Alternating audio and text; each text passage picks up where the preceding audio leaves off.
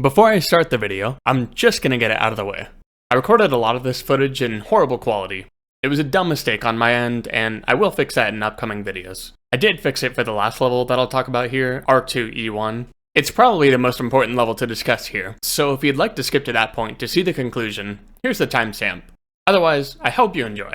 Also, epilepsy warning for those it matters to. This is GTFO, a hardcore cooperative game, with a heavy emphasis on the cooperative part. And I guess the hardcore part too.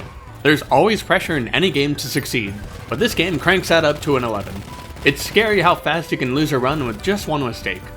Your ability to play as a team is usually the determining factor to win against the horrors thrown at you. But what if you took away that one advantage and only had robots for teammates? Bots that, despite their complex behavior, perform well only sometimes. With a total of 83 unique levels, how many levels could you beat? On a surface level, this seems like a challenge that would swiftly end for anybody that's played this game a small amount. But, to my surprise, you can beat most of the game with all extra objectives included. I only know this because I tried to feel this challenge out without recording any of it, and I then completed 50 levels before hitting the record button. Yeah, I'm a little silly. Anyways, the levels are split up into 8 rundowns. Rundowns function like worlds from the Mario games. You know the ones. It starts out easy, builds up in intensity, and introduces new mechanics to overcome. For the sake of this challenge, I wanted to document every level in order to be as thorough as possible. There's a number of levels that are freebies. Most newbies could beat these levels first try. With that said, I haven't seen any comprehensive videos of this particular challenge, so I don't have a good reference for what's possible and what is impossible. However, 5 of the 8 rundowns contain a finale level that's meant to be the ultimate test of skill. And I can say with certainty that very few players, if any at all, complete those levels with only bots. I plan to cover the first 2 rundowns in this video, splitting up the other 6 into pairs for a total of 4 videos. But I might change that, depending on how this goes. In the meantime, I'm going to be explaining the game's major and minor mechanics while covering each level. You know, to make this at least a bit palatable for people who have never played this game. On top of this, I will of course be talking in great detail about the bots, since they're the focus of this challenge. This is my first video, so please mind the pacing. But I hope to catch your interest for this silly challenge. And if you have any desire to help me with this challenge, my DMs are open on Discord. I welcome the collaboration. This was all inspired by Astral Spiff, who has a more casual series on the game. So I highly recommend watching his videos if you want a more thorough understanding of the base game. They're great videos besides that. I'm hoping to stream unbeaten levels eventually on Twitch, so look forward to it. Anyways, I'll walk you through my general strategies that are utilized during most levels, and then we'll start the game. The first rundown is a simple one, mostly set up as a tutorial to acclimate you to the game. As such, I'll be using it in a similar fashion to explain some of the simpler mechanics, as well as a crash course on how the bots function. Any player should be able to clear this whole rundown with enough trial and error using a full team of bots. As far as doing it consistently, let me start with some basic strategies that I employ for most of the challenge. You're given a large amount of weapons to choose from, but I choose the 2 weapons that give me the most control during fights. For my main weapon, this is the Hell Auto Pistol. It is considered the best crowd control weapon in the game for several reasons. It has a large ammo capacity, a high fire rate, and quick reload, and it even pierces to hit up to 2 enemies at once. Damage-wise, it is a bit of a pea shooter, but it more than makes up for that with its ability to stun any small enemy in 1 or 2 shots. My gameplay centers around this fact. And oftentimes, you'll see me shoot individual enemies with 1 bullet purely to stun them. This gives my bots ample time to kill enemies with better weapons. It's not great at killing, so I opt to use my melee weapon whenever I can to save ammo and kill enemies more effectively. As for my special weapon, I use the scattergun. On the wiki for this game, every weapon has a stat for total damage output from max ammo. On average, most weapons sit around 900 total damage, but this one, it sits at 2400. Split up between 16 shells. That's all you need to know about this powerhouse of a shotgun. As far as the bots' weapons, initially I just gave them high capacity machine guns for the easier levels in the game. I do eventually play around with their weapons a lot more, but I'll talk more about that when it becomes relevant. My choice of melee weapon is a spear, and I believe some veteran players might disagree with that for complex reasons. But I kinda suck with the hammer unfortunately, so yeah. The bots, on the other hand, always deal the same damage with their melee weapons, so it doesn't matter for them. Our tool equipment changes depending on the level, but initially, this won't be the difference maker between winning and losing. The only thing that stays the same for most levels is that Hackett holds onto the bio tracker, since the bots get an improved version of it that scans at a big circle radius around them. With all that preface out of the way, let's begin, shall we? R1A1 The Admin. they react to light and sound. Yeah, if you didn't know, all the enemies are iPad kids for real. Alright, the ride's over. Let's get into it. The first mission is a piece of cake. We just need to make our way over to this thing, complete a team scan, and head back to the entrance to extract. We have two paths, one of which is locked by a keycard, and the other one leads to said keycard. So, we begin to make our way over to that door. Sleepers populate the complex in varying quantities and species. So the name of the game is sneaking. There's a number of conditions where the sleepers will wake up, and we can take advantage of that to sneak right past. Or we can just kill them. I won't get into the details of what wakes them up specifically, but it should be mostly intuitive even if you've never played the game. Loud sounds and running are what wakes them up usually. What about the bots though? Yeah, they can't wake up enemies ever. The wiki says otherwise, but I'll elaborate on that after we finish the mission. We get to the security door and have a class 2 alarm. The class number tells us how long the alarm will be. More specifically, it's how many rounds of scans we'll have to complete to finish the alarm. During that time, enemies will spawn in big groups every 20 seconds or so, but we'll finish the alarm before the first group even gets to us. There's more to it than that, but I'll wait to explain the finer details.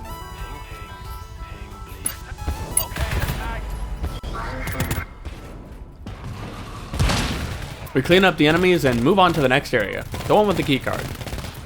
The game loop generally follows a pattern of stealth and then combat, repeatedly. I do push it sometimes, however, and the consequence was a nasty backshot here.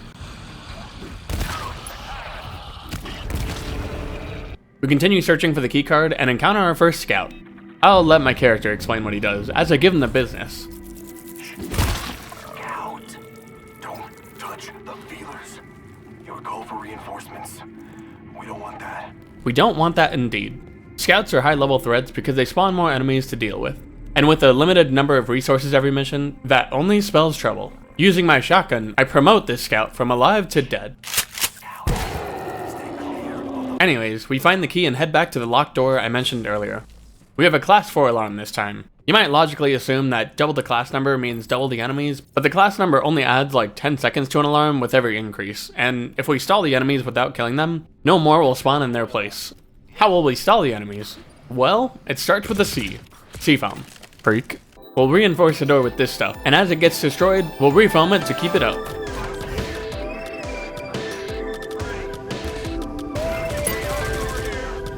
Go gadget, come grenade. Because of our circumstance with the bots, this strategy won't always be viable, but I'll explain that when it's relevant. With the scans done, we let the enemies in for an explosive welcome.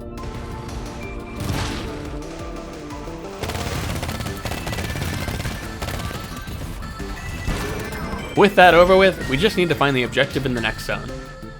I recklessly kill the enemies in here due to how easy the mission is, but if we were struggling for resources, I might take a quieter approach.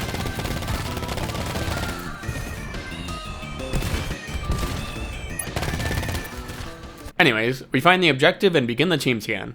Once we finish it, we'll encounter the first of many error alarms. An error alarm, like any alarm, spawns enemies. It's usually at a slower, fixed rate, but the biggest difference is that it will do this indefinitely, until we die or we beat the mission, whichever comes first. Maybe that's why it's called GTFO. Ah, that's stupid. It probably means something else. We make it to the extraction and perform one last scan to complete the level.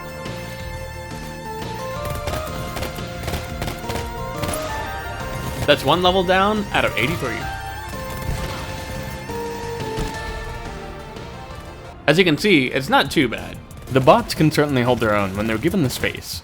In all my time playing this game, mostly with the bots, I could say with certainty that they will carry new players in easier missions. But you could have guessed that. The more interesting part is when the roles are reversed, and you have to carry the bots. You might wonder why you'd use the bots at that point if they drag you down, but this game becomes sort of a nightmare if you play completely solo. The devs made sure to give the bots a few advantages to make up for their shortcomings. One of those is the inability to wake anything up. The wiki states that it's possible for the bots to fire at an alerted enemy through a sleeping enemy and wake them up because of that. But this footage of me playing R4D2 seems to contradict that, as this guy does get shot at and doesn't wake up. It's literally impossible for the bot to wake up an enemy. There is one level where this will matter a little bit, but otherwise, just remember, I am the only one who can wake enemies up. You got all that? Good. We're moving on to the next level now. R1B1 PID Search.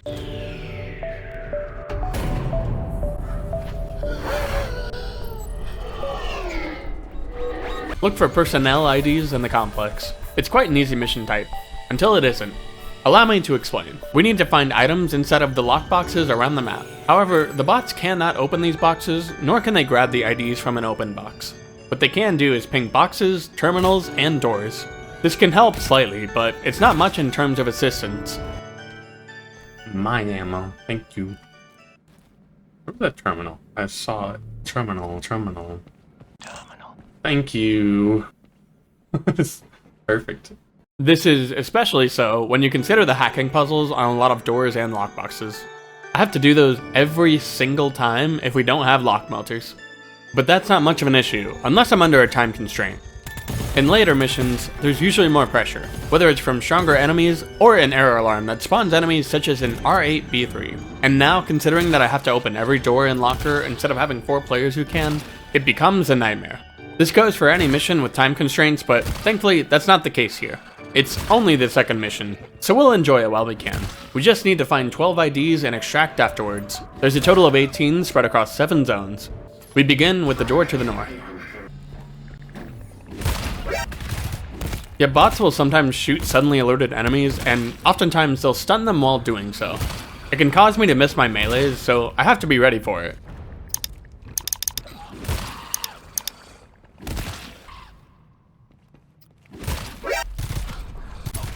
Shit like that. Like, I would have been fine, but they want to shoot first. We find the first ID in here, and then another security door. This one leads to a pitch black zone. Anytime I encounter these, I'll try to use the free cam to help visualize my surroundings, since it makes for a really poor watching experience otherwise. Shrouded in shadows, I make a beeline for the red triangle that represents a scout. I didn't know there were gonna be scouts in here. Yeah, whoops. Or giants. Oh, right, the other giant. Yeah, so I didn't realize there would be giants in here, and I woke him up before seeing him. My decision to shoot him came from my prior experiences, as I knew my bots were going to bum rush him to melee kill him. Giants in particular have a devastating melee attack that deals 40 damage out of our 100 health. I can't even get the shot off before Bishop gets hit. Anyways, it would be far better to be low on bullets than health, so I just deal with the extra enemies from the scout as a result. After that high caliber skill issue, I move on to the next room and find some more IDs before heading back to the other direction. I almost fuck up again immediately.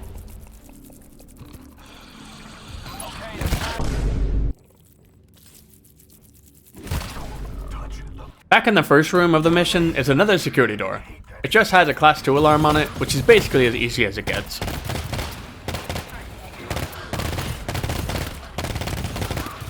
They just walk in front of me. After we finish this, we move on to the next zone, which is only 2 rooms long. We clear this zone and set up for the class 3 alarm that's on the next door.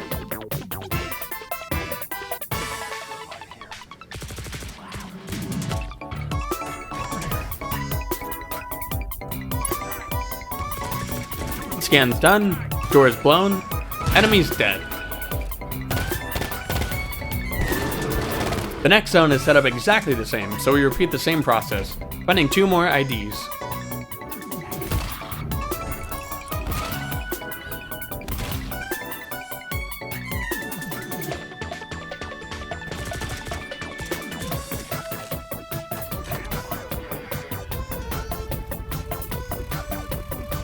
Door is blown, scan's done, enemy's dead.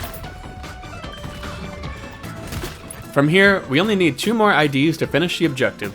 This next zone is a bit foggy though, and it's the first time we'll see it used as a visual obstruction. This game uses overstimulation, both visual and auditory, as a way to add difficulty, and it'll get much worse than this with flashing lights and whatnot. The fog did manage to hide this giant who I accidentally alert, but with no scout in earshot, we're good to go loud. After finding the last 2 IDs in here, we return to the entrance to extract. This is one of the rare levels that doesn't cause an error alarm from finishing the objective, so it's a safe exit.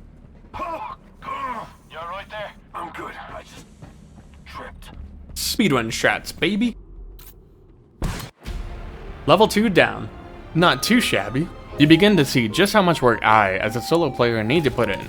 I showed R8B3 as a level where that matters a lot, but starting in the second rundown, we'll see the introduction of easily one of the most difficult mechanics for this challenge, but we'll get there.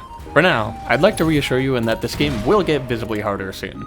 It does get very samey, and I would rather not bore you with the more mundane elements of the game.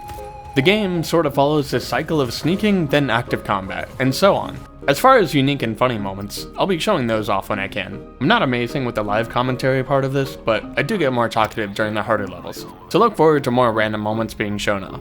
Oh my god, they broke every door. Insane. Actually cracked. Next up is R1B2 The Officer.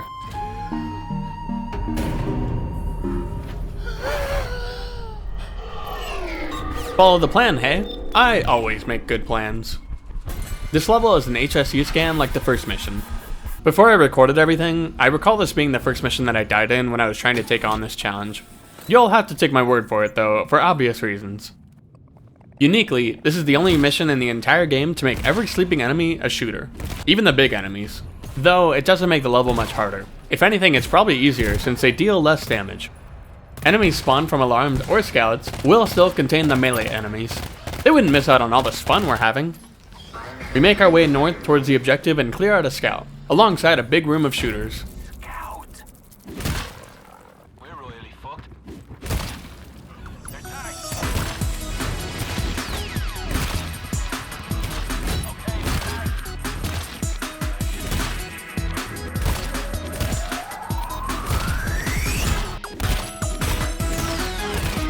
This room has 3 security doors within it.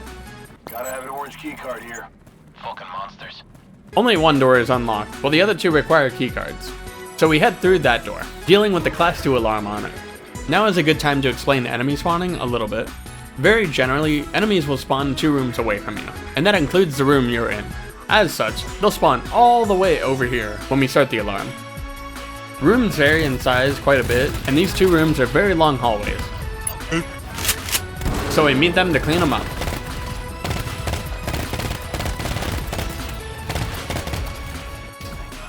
This is the first time we'll see keys and objective items in different zones every time we start the mission, so we have to use the terminals to determine where to go. I haven't talked much about the terminals, but they basically function like old computers where you have to type in commands. It's not that hard to use once you understand how they function, but it is important that I get really good at typing commands. If you couldn't guess it, the bots can't use terminals at all. This is due in part to their hands being shaped like spoons that can only pull triggers on guns. It's a weird condition, I know. Anyways, I figure out where we need to go next and set up accordingly. The next door has a Class 3 alarm on it, with the key we need being behind it. What I said earlier about enemy spawns applies here too, but there's no doors to close so we can't stall the enemies very well. Like most hurdles in the easier missions, it's not a problem here, but it can and will be eventually.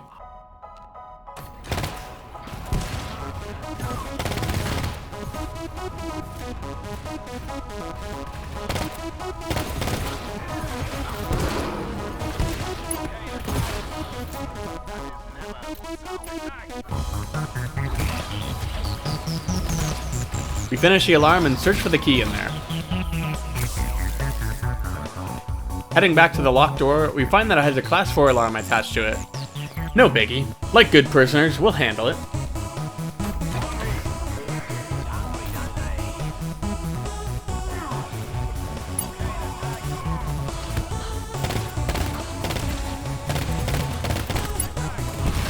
Juicy. It's far from the worst alarm in the game, so we're moving on.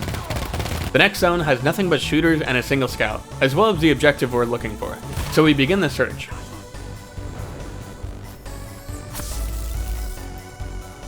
Perfect. More lock melters. Just what I wanted. Whoa. I've never seen that.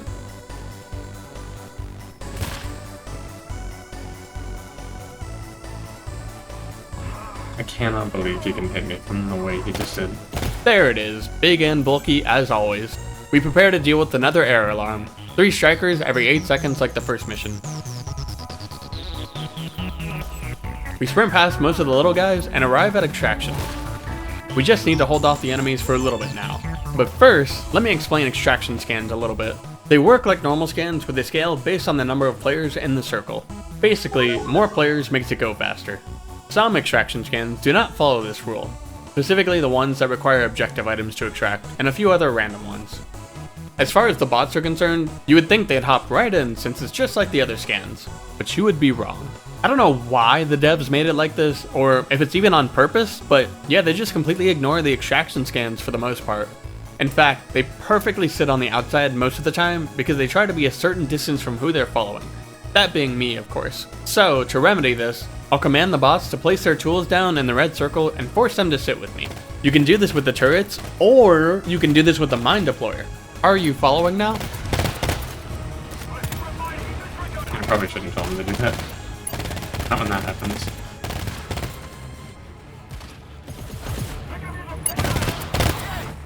No!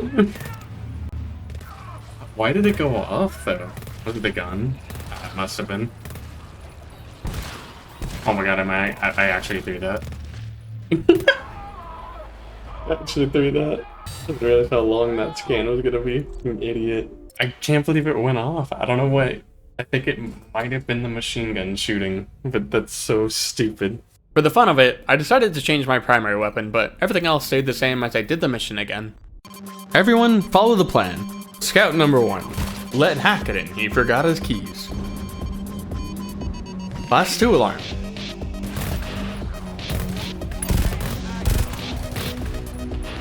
Class 3 alarm. Fat finger the sprint key.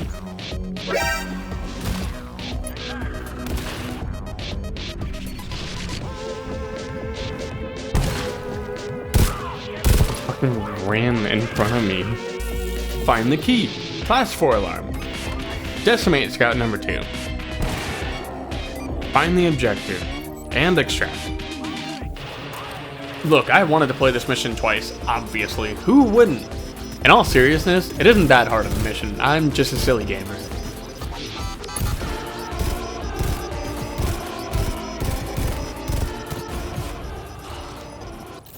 This will not be the only time I die to mines, so I hope you're prepared for that.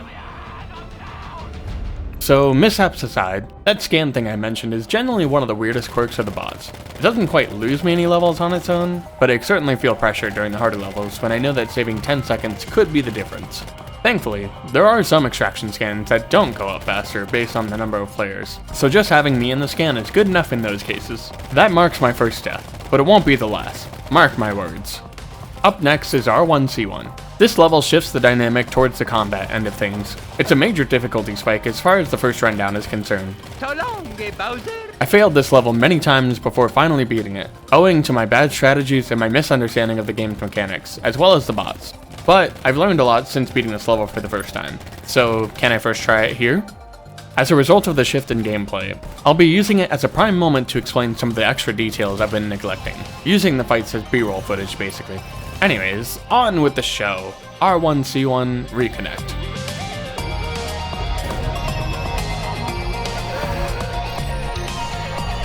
We need to move up.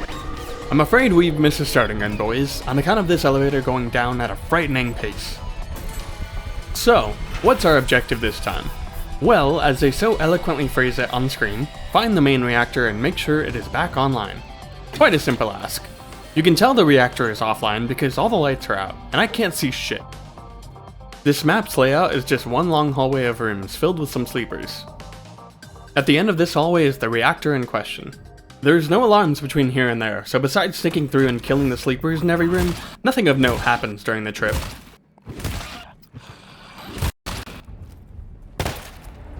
The first zone contains a ton of resources, so much so that I decide to overstock here for what's to come. I try to find a big ammo pack to hold on to after stocking up. It'll be important later. At last, the reactor room and its deep crevice. Allow me to lay out the plan. When we initiate the startup from this handy dandy terminal, we'll have to deal with waves of enemies for about a minute at a time. These waves are for the most part set waves. What I mean is that it's not entirely random which enemies will spawn. There should be a certain number of small guys that spawn as well as big guys. The enemies enter a queue in this case, so if they don't have room to spawn when they're supposed to spawn, they'll simply wait until there's room.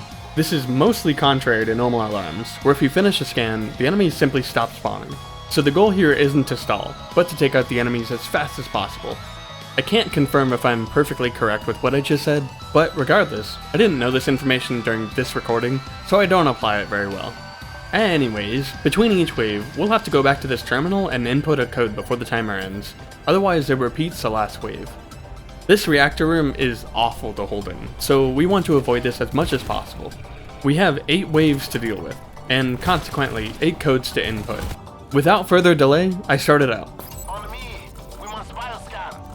We do our best to hold in the bridge room, as it gives the perfect line of sight to the enemies alongside our turrets.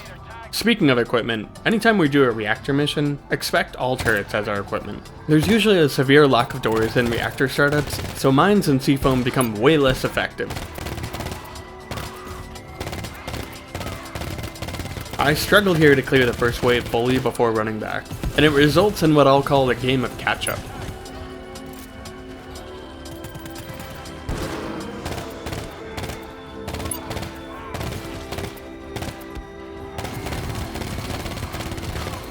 Are we out? Wow. Insane. I input the first code and get to work cleaning up for the next wave.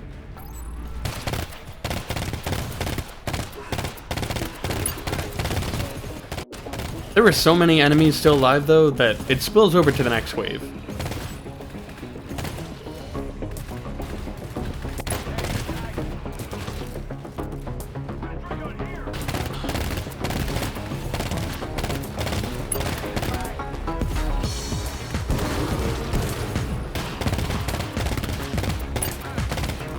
I managed to catch my breath and prepare for the next wave a little bit by restocking ammo. Speaking of, my ammo balance ends up being quite skewed, and so I opt to use some turret ammo in order to give myself more opportunities to use the scattergun. In retrospect, I should have chosen a different gun since there's far more efficient weapons for a mission like this, but a skill issue never holds me back. Let me give a bit of insight regarding managing ammo. Very often, you'll spot me switching between my guns and my spear during fights. Considering the shotgun only has 16 shells at max ammo, it's obvious why I can't just use it all the time. But, what about my pistol? Well, it does get a nice 520 bullets at max ammo, but every bullet deals at most 1.5 damage, not accounting for headshots or backshots. For reference, strikers have 20 health and giants have 120 health. My spear on the other hand one-shots small enemies to the head, so I save a lot of ammo doing this against stragglers. It can cost me health though, so I pick and choose when to do this based on that. The next wave is notable for introducing a new enemy called the Hybrid. They're really dangerous for being a sort of artillery enemy. They also have a punch attack, but usually that won't get you killed. It's the fact that they'll sit in the backlines and rain hell upon you and your brethren.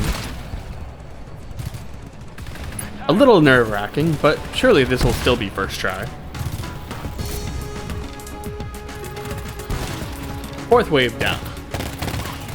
And I guess Data too. The fifth wave isn't too rough. Though while micromanaging my turret ammo, I forget that 2 of my bots had tool refills, and they both tried giving me a hit, which means that they stopped shooting. So I immediately placed the turret down again to stop them.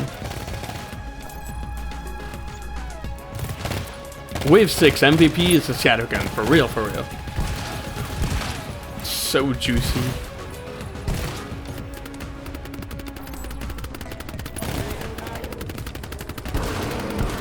In between waves, I use up the last of the resource packs available to us, besides that ammo pack that I mentioned way earlier. The bots don't use ammo too quickly, so I'm reassured in saving this ammo pack for myself, and with 2 waves left, we should be fine. Right? With the 7th code entered, we're in the home stretch now. Time to lock in.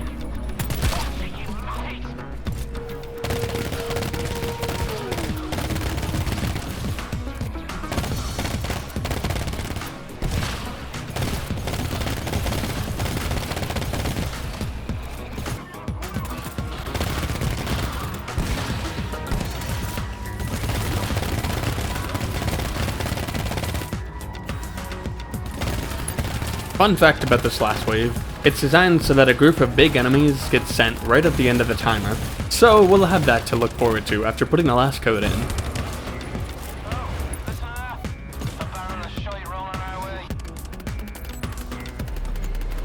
Here we go. I whiffed badly here. And here. Sorry.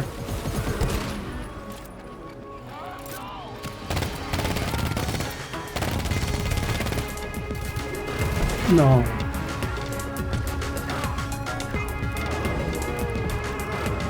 Let me up. Woo. We killed the last giant and I start running back to the entrance. There was totally nothing to worry about. I had that in the bag. For real though, that first whiff was only saved by the fact that I got a shot out right before I downed. I think if I hadn't hit that shot, the bots would have downed before reviving me. Oh, also, an error alarm started spawning enemies as soon as we finished the reactor startup, so we gotta get past the little guys first. First try, let's go. First try indeed. I was quite happy with this despite the mistakes I made, as this level took me several tries before.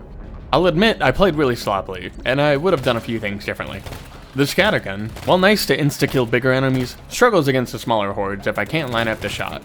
Having a more efficient weapon would have helped alongside better resource management, and this moment during the first wave where we use up 3 stacks of health packs was less than ideal. In the game, you can overstack resources on a player if 2 people use resource packs on someone at the same time. Usually players will coordinate to make sure that doesn't happen, but the bots, once they've started trying to give you resources, they will not stop unless you give them a command to place equipment down or if you begin to give them resources of any kind. The latter is an odd response for the AI, since they will stay in place while you try to give them resources, but I actually use it to my advantage quite often since it gives me a little more control over how the bots behave. It does take a lot of micromanaging to achieve this though, in particular if I want to do this in the middle of a fight. But anyways, the next level will present a new enemy for us to face. Besides that, I would argue that C2 and D1 are far easier levels than this one was, considering I did both of them first try way long ago. I'll talk about the new enemy when we find him though. Forward we march into R1C2 Decode.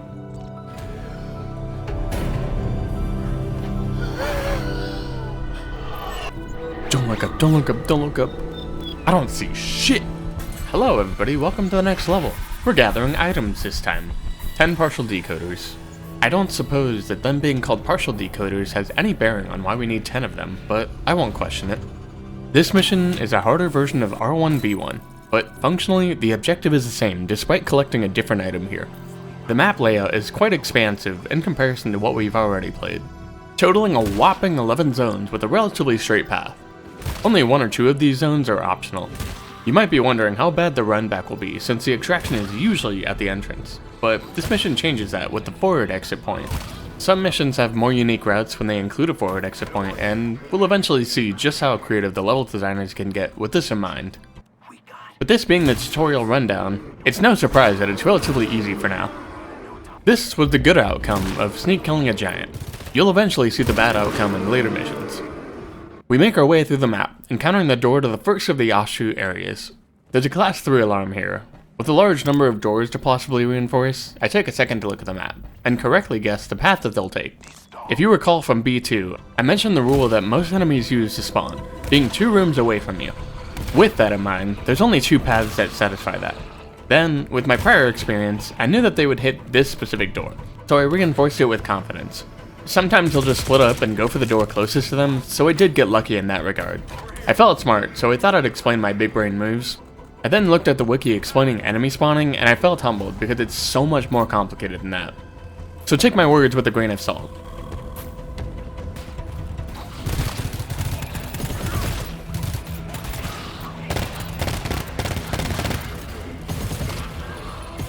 Besides this massive whiff, the alarm isn't much trouble at all. We enter the next zone and find the new enemy.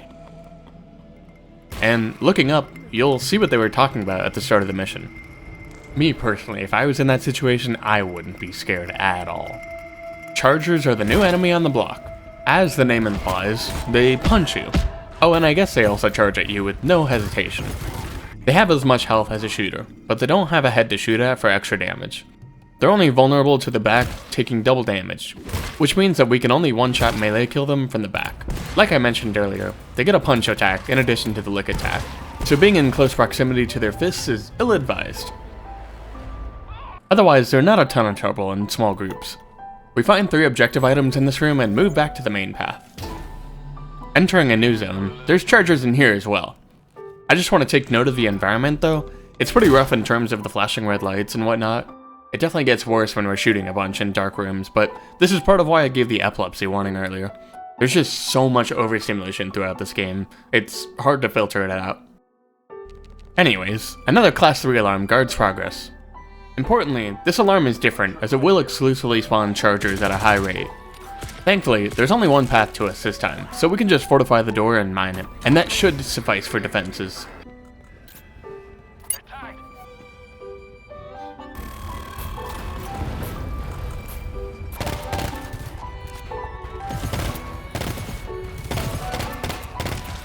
I'll show you what sneak killing a big shooter is like. We rarely get to do this. It's a bit awkward since their heads only explode on fatal shots, but I have to hit them there to do the most damage. They have 150 health in comparison to the 120 that normal giants have, but their headshot multiplier is 2 times instead of just 1.5. I hope those hangers got a little jumpy. Touch those feelers. Call for reinforcements. We don't want that. Using a key I found earlier, I enter the other optional zone and clear it out. It houses only giant enemies, so every room either has 2 or 4 giants, since they almost always spawn in pairs. So, enjoy this shotgun compilation.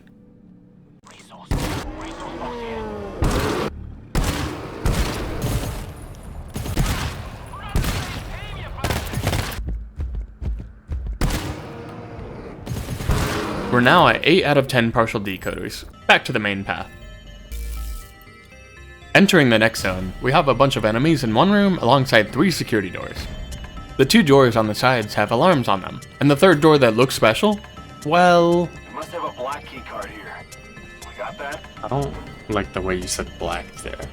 This keycard will be found in one of the 2 zones I just talked about. So the zone without a keycard is the only truly optional zone. After a bit of querying, we know it's through this door, so we start the alarm right out. Fun fact about the alarms on both doors, despite the fact that it's RNG which door you need to go through, the alarms are different. They're both class 3 alarms, but the optional alarm for me here exclusively spawns chargers, while this one only spawns normal enemies. It's an easy alarm both ways, but it is a weird discrepancy.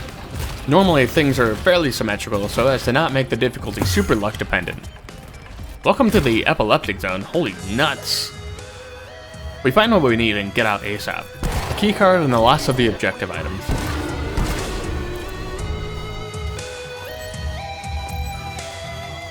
All we need to do now is get to the forward extract through this special looking door.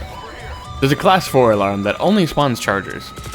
Defending in this room is a bit awkward because the staircases are hard choke points that the bots have to travel through to get scans done.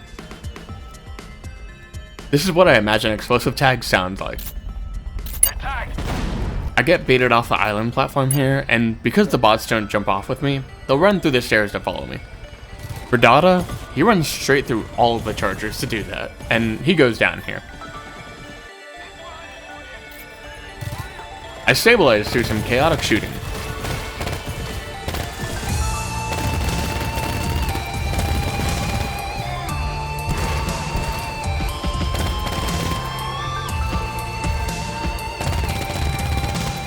And we get Dada back up while waiting for the scans. Again though, I jump off the platform to do the scans faster, but the bots have to run through the enemies, so Dada just gets bullied again, already being at low health. But with the last scan done, we stabilize and clean up the enemies.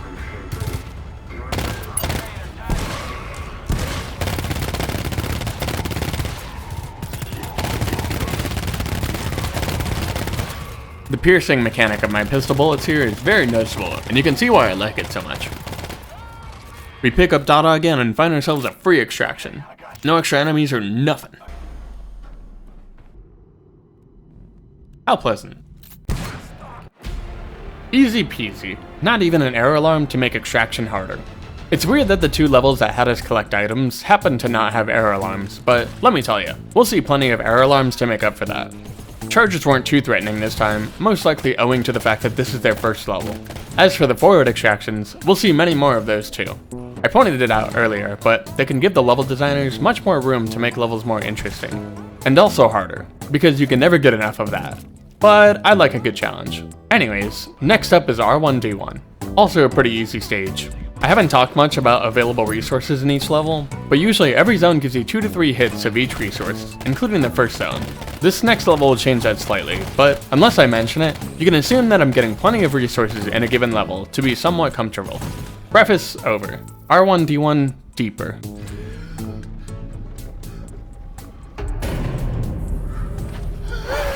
Everyone's dead. I can't. I won't make it.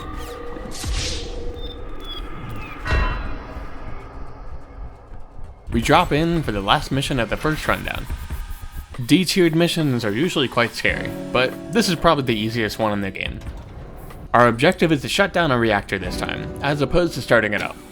Here, I take advantage of an inconsistent behavior from the bots. You'll recall the thing where they shoot suddenly alerted enemies.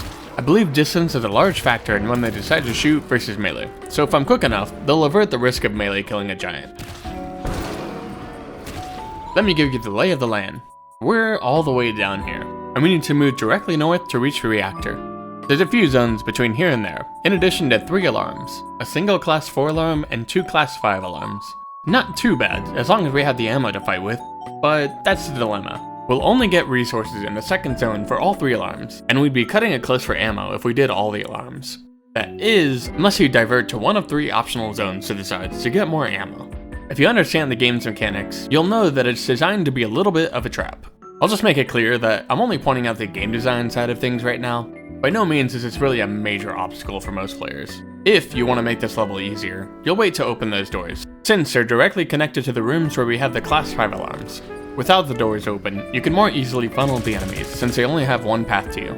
It's a coin flip otherwise. So our plan goes as follows. We'll wait until we finish the second alarm to enter the optional resource zone. We should have plenty of ammo from there to finish the mission. Sound good? Great. I'm so proud of you. Let's begin with the first class 4 alarm.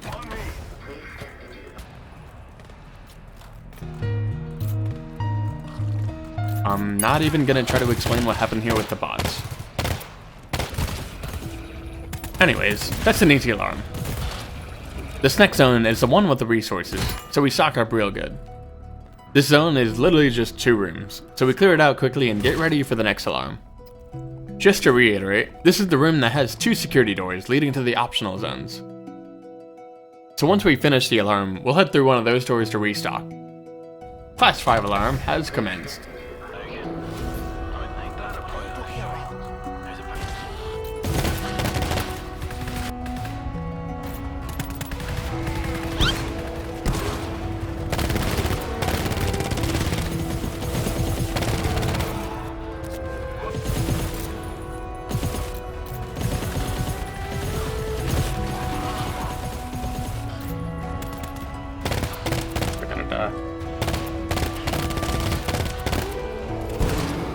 Excuse me. Yes, excuse me.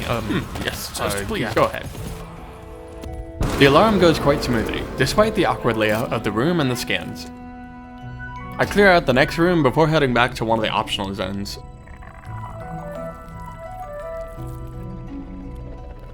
I thought the shot was pretty cool looking. It was completely incidental. In all of the visual noise of this game, I think there's a lot of subtly interesting moments that you'll encounter.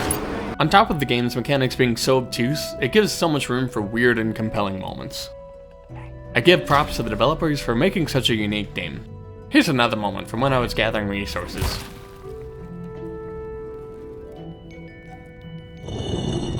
Yeah, that genuinely made me do a double take in the moment. We fill up on bullets and get going to the last alarm. Another class 5. Worth pointing out is that the first scan of any alarm is usually placed right in front of the door, but this mission throws a wrench in that by putting it elsewhere, thereby extending the amount of time that enemies have to get to us. It's not so significant here, but if you've caught onto the pattern, it absolutely will be significant. Something really subtle happens here with the bots. I'll explain it afterwards, but pay attention real quick.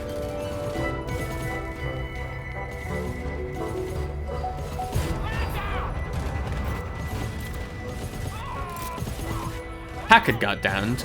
Also, Dada just fucking phased through the floor. But I'm more concerned about Hackett, because he clearly got down far away from us, as if he got stuck on something. And that he did. In R1B1, I mentioned how the bots like to ping everything around you, from terminals to doors to lockers. Well, if you look where Hackett got down, it's right in front of a locker. This is one of those inexplicable bugs that makes playing with 3 bots just a little bit harder. I'll explain. In their quest to ping everything, the bots get confused during active combat, and they'll stick to the unpinged object and defend it with their life. Once they exit combat or there are no more enemies within the room, they'll ping the object and move away from it. A side effect of this is that while the bot is stuck, they'll shoot their gun way more often, like full automatic spray. So in some ways, it can be beneficial, but when there's scans to do, I prefer them to be unchained. In order to avoid this bug, I try to ping everything I find in the room, or simply take a walk around the room while out of combat to cover all the hotspots. You can also ping the object yourself if you notice the bot is stuck on it, and it'll unstuck them. Alright, anyways, it's foggy as hell in here.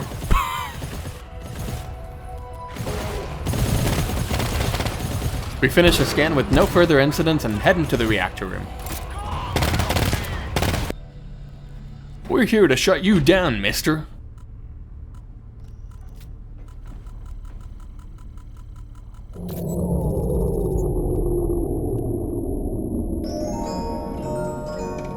A Class 4 scan initiates after we do this, and a slightly different roar rings to the facility.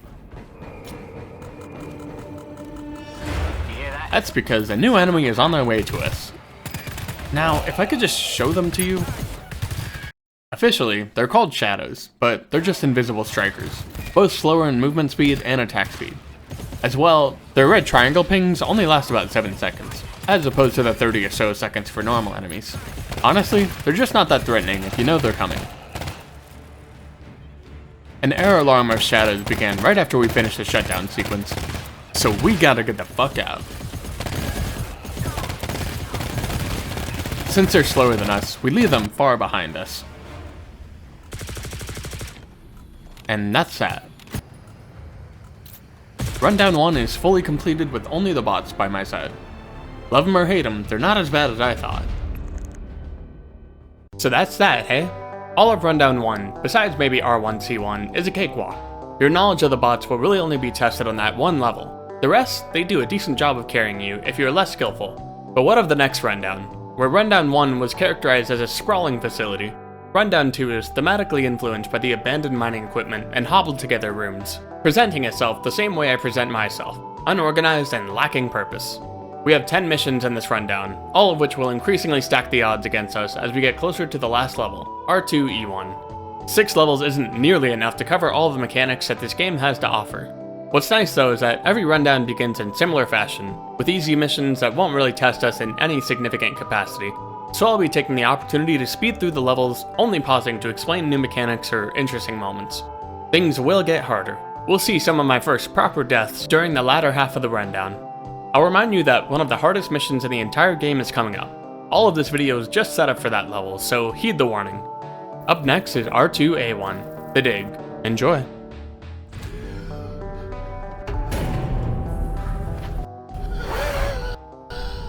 Shh, you'll wake them up. The start of another rundown. I'm gonna cut to the chase here. This level is obscenely easy, as all A-tiered missions are. It's practically redundant for me to show my completion, so I'll instead use the time to explain what to expect over the next few levels, as they'll be much more challenging. As a result, I'll put little captions saying what I'm doing on the screen if you'd like to know though. First off, you'll notice the thick layer of green fog as we drop in. That's the infection fog. It's not significant enough in this mission to be a problem, so I'll forego the explanation until it affects us. Next up is the objective for this mission. It's a new one, item retrieval. It sounds similar to the gather items, but don't be fooled. These items are a lot bigger and more important. Somehow. In this mission, these are simply called cargo, but there's a bunch of different objective items that function almost identically. There's 2 in particular that have actual uses, but again, I'll wait until we see those to explain them. The thing about all of these items is that in order to transport them, we have to designate someone to hold them. And as you can guess, that prevents you from using your guns or sprinting while holding them. The bots are able to be assigned these items, so this is one of the only ways they can assist directly with the objectives. They'll drop the item if they need to shoot or give resources, but usually they'll pick it right back up after. Usually. I make sure to tell them to drop what they're holding before starting alarms and whatnot.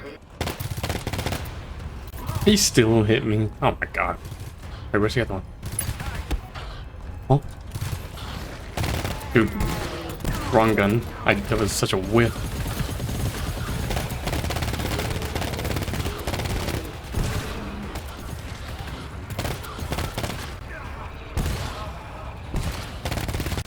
You guys are dumbasses. I hate you. I hate you. A benefit of this system is that as long as they occupy the same room as the objective item, I can tell them to pick it up. Or at the very least, I have intel informing me that I'm in the right room and can look for it. That's all you need to know for now. Micromanaging these items will be a large part of our immediate future, in tandem with the infection fog. If you remember what I mentioned about extraction scans, there was the detail about how they don't go faster when we have objective items to extract with. This is what I was referring to, so there's no min-maxing to be done, just pure defense. It seems that the intention is for these extractions to take more time, so we just have to deal with it. And that's the first mission of the second rundown. It's no surprise that we beat it, so we're moving right along to the second level, R2B1 Sacrifice.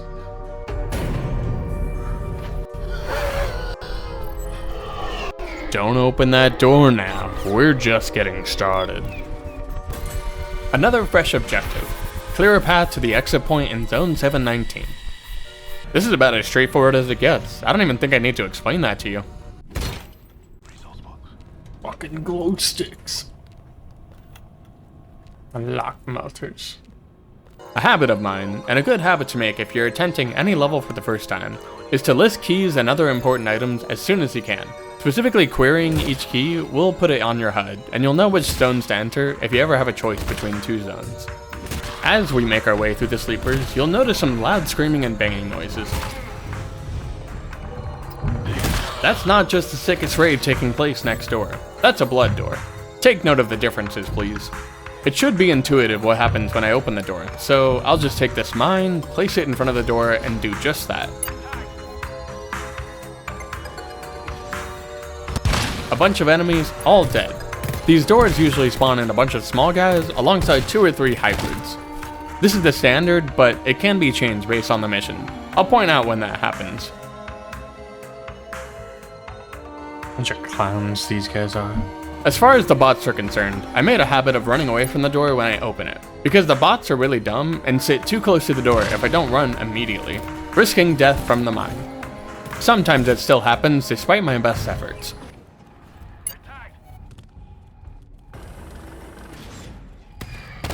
Dude, what the fuck is wrong with you?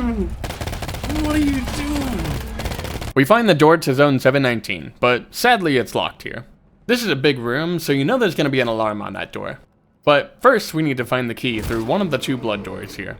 This next blood door will open into a room with sleepers, separate from the enemies that spawn in for the door itself. So if I shoot, they'll all wake up and add to our enemy count. Sometimes scouts can also be in the same room, forcing you to simply run away from the door to get to a point where you can shoot your gun safely. This minimizes the risk you face, but there's always a chance that one of the alerted enemies will scream and wake up the room anyways. What's nice about doing this though is that the bots can still shoot the enemies as they run away, since they can't wake them up. We find the key real quick and head back for the door. I use a seafoam nade I found earlier and reinforced this door here. It was lucky since I decided against taking the seafoam launcher during this mission. Class 7. Oh shit. Yeah, a Class 7 alarm in a B-tiered mission. Honestly quite rare, even for the more difficult missions.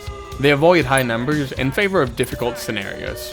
But we'll see some real hard alarms soon, so I'll take a simple Class 7 any day. We got the ammo for it. This is a really big room, so the scans go all over the place, leaving us to defend in weird spots sometimes. You can see the enemies piled on the door here. If I had the seafoam launcher, I could trade bullet ammo for tool ammo for ultimate efficiency, simply by re-roaming the door, since no one else is going to spawn.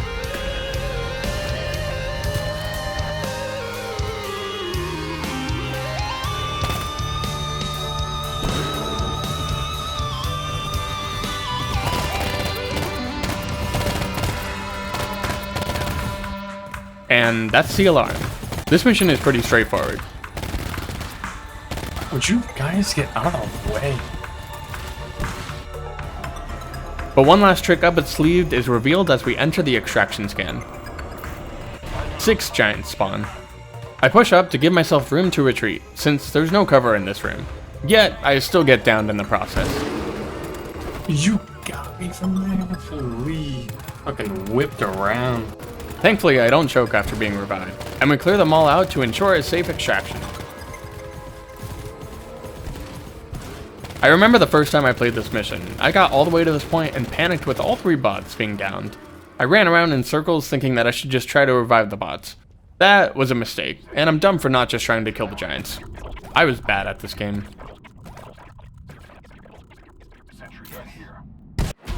That's mission 8 out of 83. We're 10% of the way done! Celebrate! Shaking things up with blood doors and way longer alarms. We actually have to start thinking about how to make things easier for ourselves. In isolation though, these aren't the biggest obstacles. The harder levels are usually less of a sprint and more of a marathon. Take things slowly when you can by planning for what's to come, and you should see success. It's very important to be able to think on the fly for any scenario though, and the next level unintentionally tested me on that ability. So look forward to it in R2B2, Power Corrupts.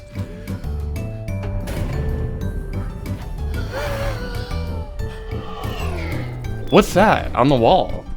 Is that... No, surely not. It couldn't be. But like, what else could it be? Alright, we're distributors today, and our supply? Battery cells. The objective is to put these cells into 4 generators around the level. This is one of the aforementioned objective items that have a proper function. You know, besides just hindering movement and whatnot. Anytime we have one of these to carry around, there should be a generator to plug it into. That said, the generators here simply facilitate the objective. They won't prevent entry through security doors during this mission. Problem with a circumstance like this is that the bots do take a bit of time to drop items, before going into attack mode. More particularly, if they want to melee kill an enemy, they'll slowly walk all the way up to the enemy, then drop the item before starting their 2-second melee charge up. This is less than ideal when the enemy is a giant that'll kill them most of the time. I usually have them drop the items in case things go awry, such as now. We got Russians inbound.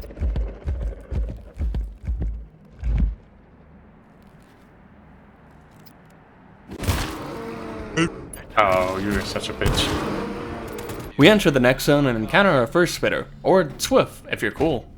What does SWIF stand for? Screaming Wallfuck. They explode on you if you get near them or hit them.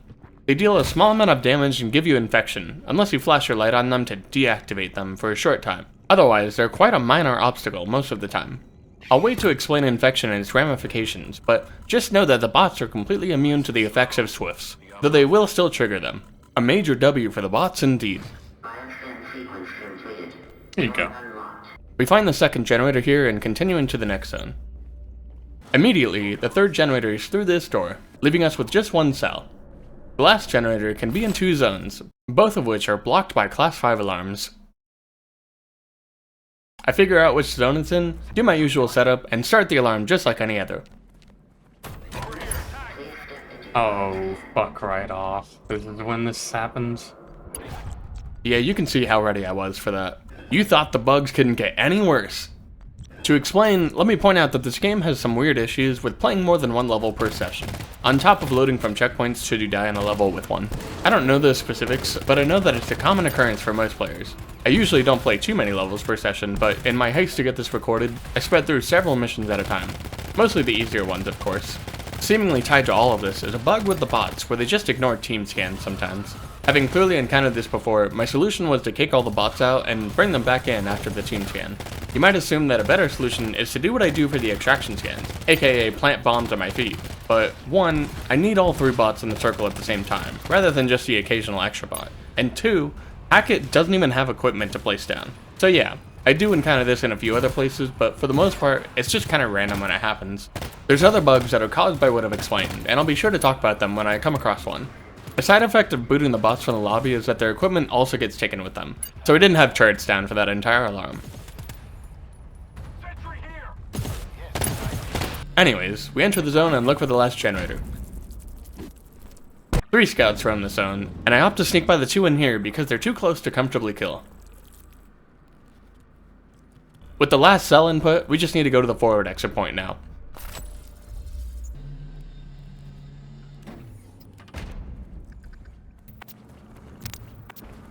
Oh, wow. Just a class 4 alarm on a blood door.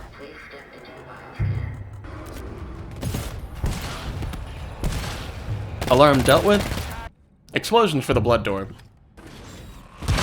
And a nice love tap for Dada.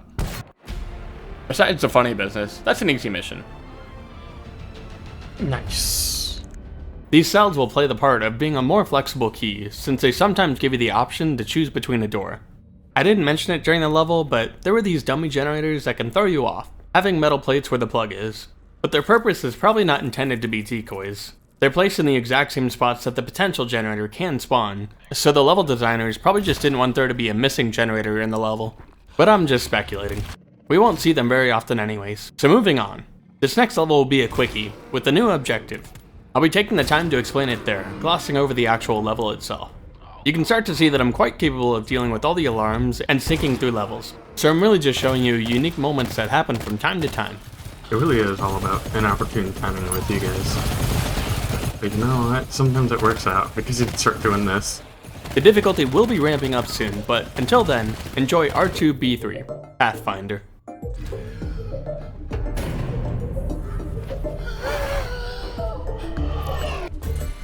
A new objective type, oh boy. Find the uplink terminal and establish an external uplink. Sounds complicated, and it probably is the most complicated objective so far, but once you understand it, it becomes really simple. I'll just focus on getting the terminal first before I explain what we're doing. A key we need is behind a class 4 alarm, so we set up real quick and start it. With a myriad of doors to halt their progress, it's no trouble at all. Be out here blowing shit up. Okay, they're tagged. Ooh, big. The music tells us that all the enemies are dead, and we should definitely trust it. Definitely. Sneak kill some big shooters, annihilate a scout, obtain a key. What? Oh. And one more enemy from the alarm joins us. Yeah, the music fucking lied to us, as it does so often. Sometimes spawned enemies will get stuck for a short period of time. You can actually see him here, but I didn't notice in the moment, and the music cue did play. You also know it's an enemy from the alarm because enemies that get spawned in versus sleepers on the map have different skin coloration. Spawned enemies are a bit darker while sleepers are fairly light. I believe this only applies to smaller enemies, but I'm not 100% on that. I have no idea what purpose it serves in terms of the game design. I mean, it's interesting to be able to differentiate, and it gives a small amount of intel that you've alerted sleeping enemies, and they're not just from the alarm. But I digress. Is it like actually free though? Maybe not. Jesus. We head back to the security door leading to the objective, plugging in the key we just collected. Oh my god, they broke every door. Insane. Actually cracked. A class 5 alarm, no biggie.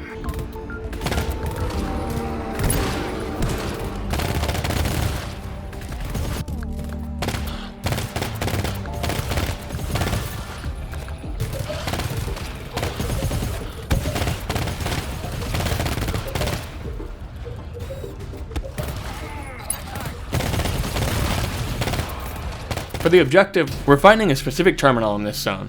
Once we find it, we'll want to clear out all the rooms around us, and then set up defense in the room that it occupies.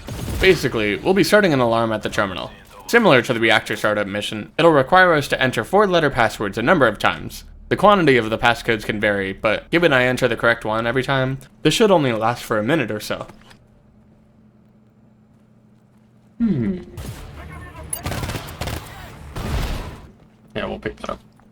Entering this set of numbers that looks suspiciously like your IP address, we start the uplink process. The terminal screen starts saying a bunch of nonsense. When it finishes, the bottom line will say X, Y, or Z followed by a number between 01 and 09. On my HUD, there's 6 passcodes identified in the same way, but one of them will be the correct passcode. It looks funky when I'm looking at the side of the terminal, but if I was actually on the terminal, the passcodes would not show up on my screen. If you were playing with real players, you could communicate to the guy on the terminal what the password is. But since the bots loosely parallel the guy from I have no mouth and I must scream, I'm on my own. A benefit to me hopping off the computer is that I can shoot my gun quite freely between passcodes, on account of all the enemies being sent our way. I can rely on the bots somewhat to kill enemies, but they can still get overwhelmed quite easily. My strategy of moving the bots around to get them to shoot is curbed here, since I need to stay in place to get this done as fast as possible. This specific uplink takes 5 codes to finish, but we'll see shorter ones and much longer ones, like 12 passcodes long in one mission. Can you guess what happens next? Error alarm! 3 to 4 strikers every 15 seconds. This extraction is on the longer side of some of the scans we've seen, taking at least 80 seconds. I'm unsure if this one goes faster with more players, but I try my best to corral the bots into it.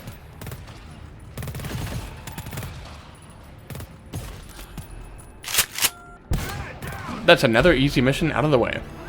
10 missions done. That's double digits. Let's go! Only 73 left. Not much to say about this level. It's pretty straightforward. Moving forward, I'll finally be explaining Infection next mission as it's actually relevant. That's all. I hope you're enjoying the video. This took me way too long to put together, so if just one person enjoys it, that makes it worth it in the end. R2B4 Septic.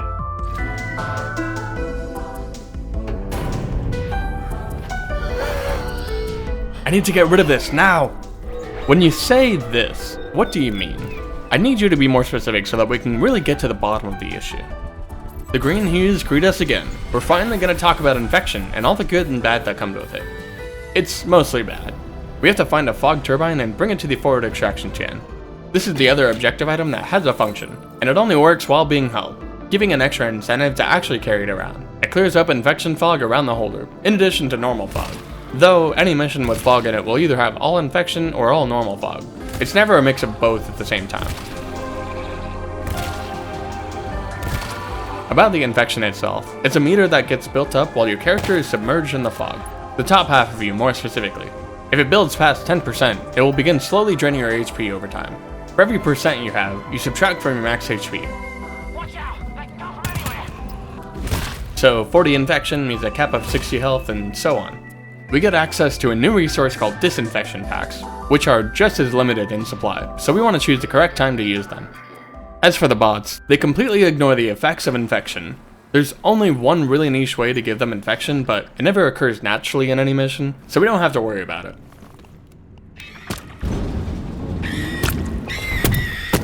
This benefit with the bots can help me circumvent the threat of infection almost entirely. The bots keep all of their health in situations where I myself have no choice but to be infected.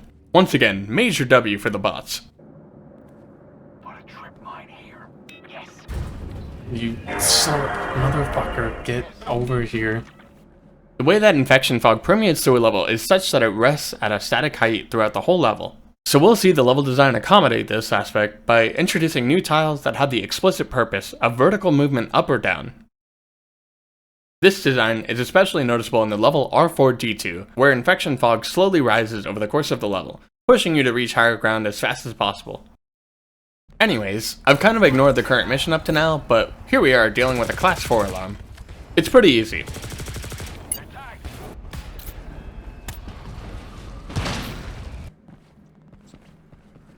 You're such a troll. The store will lead us to the forward exit point though, importantly. I just want to do that. Where's the other one? Oh, I use. Bitch, wow. The range. Thank you guys. I haven't grabbed the fog turbine yet, required for extraction. And yeah, we'll need that fog turbine for sure. So we head over to that security door that I glossed over earlier and start preparing for a class 5 alarm. Hey Donna, get the fuck over here. A crammed room like this makes the scans go by quickly.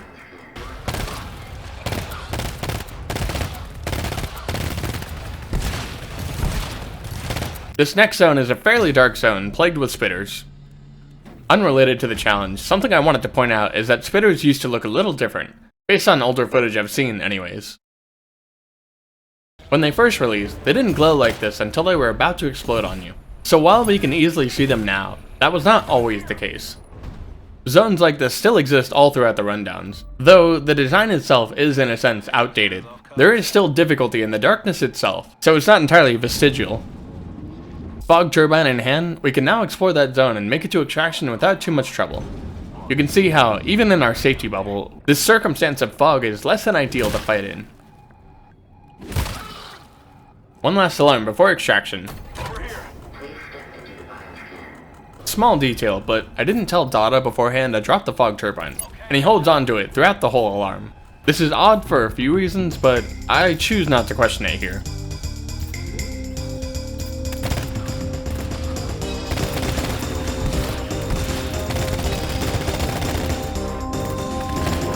We finish the scan and get to extraction right away.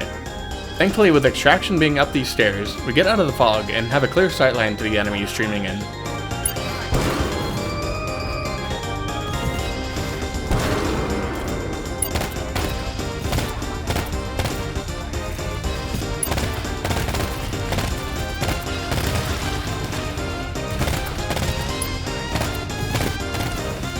Another mission in the bucket.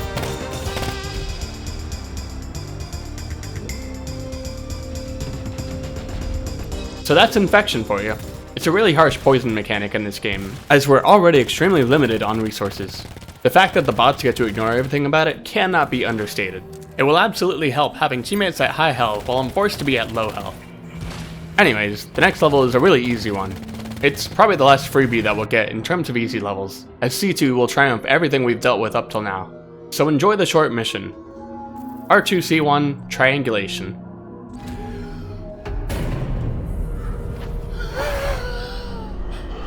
Are we lost? Are we fucking lost? 3 uplink terminals this time instead of just 1. This mission is quite easy, so I'm gonna cut to the chase. There's not too much action to worry about between each uplink, though I will take the time to explain another silly glitch. This one is related to the issue of playing too many levels in one session. And this was my 5th mission of the session. We find our terminal in this cozy room with 1 doorway, so we get ready and set up defenses. Yeah? Fuck was that? Why? Alright, well, I guess. Yeah, so that's a fun one. I can't shoot seafoam at the door at all. It just phases through it, so no reinforcing it or anything like that. As for the objective, the terminal uplinks are only 3 codes long on all of the terminals here, so we really have no need to reinforce the doors. If you recall my history with this challenge, I had already beaten 50 missions by this point. I didn't encounter this bug at all during that time because I almost never used the seafoam launcher. It's honestly the strongest tool you can take with you if you are able to use it on doors. Anyways, we clean up real quick and get going to the next terminal uplink. All of the enemies were shadows, by the way, so don't be surprised later when we get a better look at our attackers. That was a little too close. I almost fucked that up. I just like, oh, it didn't come. Oops. We have a quick class 5 alarm in the way.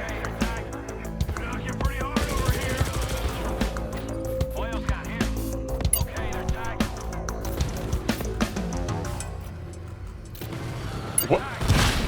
I don't know how they broke it that fast. They broke it that fast because that bug I mentioned affected this door too.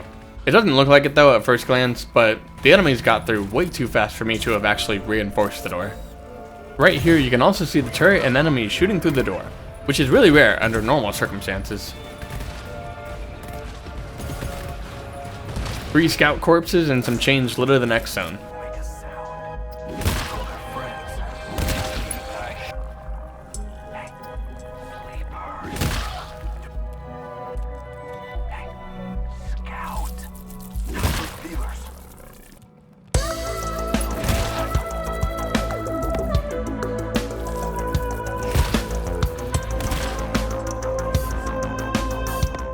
What's over here? Stuff. Oh. The second terminal is in this zone, so we set up defenses and get going.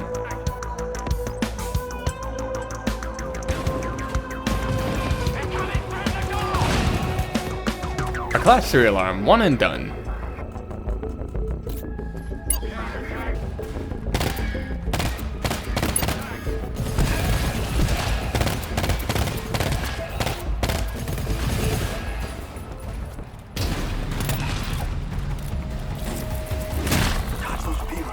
A blood door.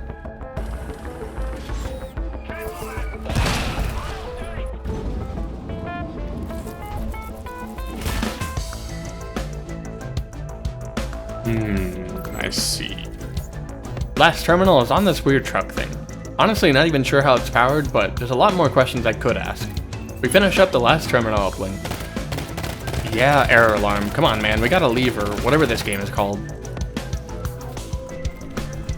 I wish every level could be that simple, but I have to make this video interesting somehow.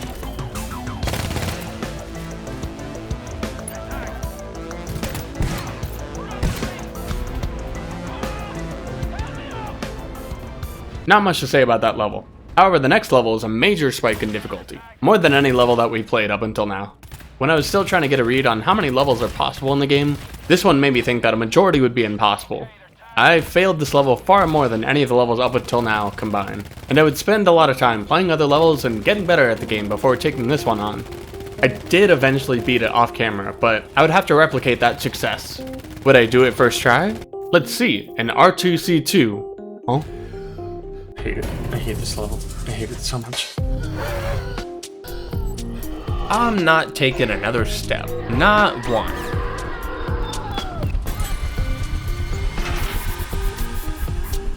That's right. Error alarm, baby. We got a fucking schmoove. If you thought it was never going to get hard, well boy do I have the level for you. Our objective is to grab 7 IDs from lockers throughout the mission. There's a total of 9 spread randomly between 4 zones, and you'll notice the alarm noise that's blaring as we drop it. That's an error alarm, and it will be active from start to finish. It spawns 4 small guys every 45 seconds, which in all honesty is a cakewalk for coordinated players, but we're playing with a handicap here. You can shoot. There's enemies. We want to immediately make our way over to this zone, open it up, and grab any resources on the way. There's no time to waste. In this zone, we'll find a fog turbine or 2, on top of a cell. This cell unlocks a door in the first zone, and we'll want to plug it in ASAP to make progress. There will be infectious fog in the next zone, permitting use of the fog turbine, but let me pause here to explain something. The bots are dumb. Need I say more? Not for real. If an alarm from a door is active or we have an ongoing error alarm like right now, the bots and their infinite capabilities cannot pick up objective items, just flat out. This one specific quirk of theirs is so maddening because it would make so many levels a little bit easier if I could get their assistance.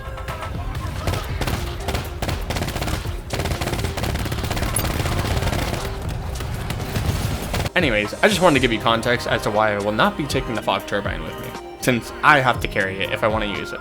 And that means no firing my guns or sprinting. There's a class 3 alarm on this door. We started right away, only setting up a turret to defend with. That's another major factor to consider with error alarms, as they prevent most defensive measures from working since they require unbroken doors. Due to the random nature of the enemy spawns, it's very hard to ensure that we have a door to set up from.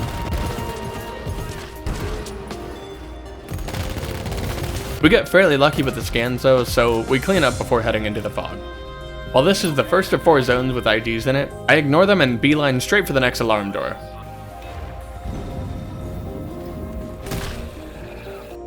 A class 2 alarm. We rack up 100% infection very quickly, but luckily the next room has the disinfection station in it.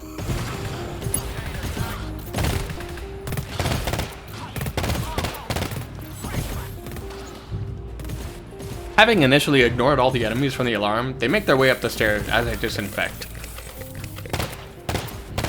Next, we immediately open the blood door that was atop the staircase.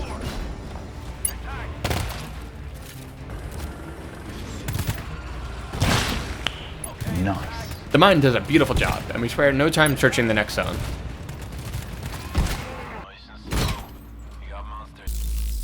Ain't nothing in there. Yes, I know there's a door.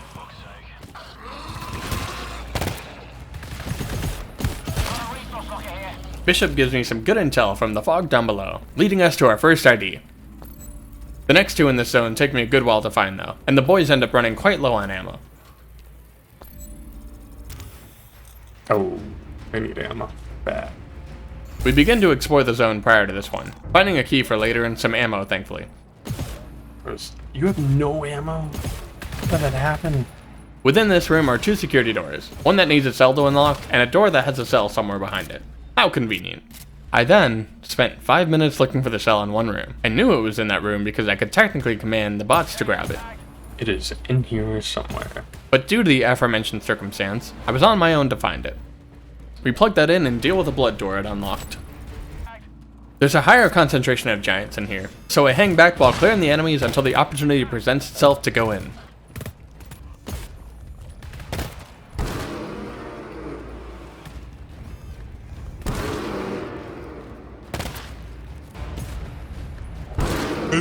Oh, don't do that. That's so fucking rude. I find 2 IDs in here back to back and call that good enough. So we leave and start heading back towards the foggy zone. There's gotta be more ammo in here though. That would be nice. In the business, we call that comedic timing. Anyways, I wanted to at least find some resources or an ID in here before going to the last zone. Something here. ID. And ammo. Wow, that was actually wonderful. A 4-use ammo and an ID? Christmas really does exist. That key we found leads to the 4th and last zone that has IDs in it. We just need one more. It's a blood door, but having neglected any resources in this first zone, I find out they were all in this room with the blood door. So we stock up real nicely for the last ID. Open sesame. Run, run, please, boys. Oi. Oh my fucking god. He came out of nowhere. Like, actually rude. Trigger discipline be damned. Robert's got a quick hand. It's funny because my name is Robert. Hey yo, it's right there. Great. We enter one room and immediately find the last ID. But I wait to pick it up because just like an R2B1, as soon as we pick it up, 6 giants will spawn. So we set up and get ready to mine the door they'll hit. Oh my god, they're already here.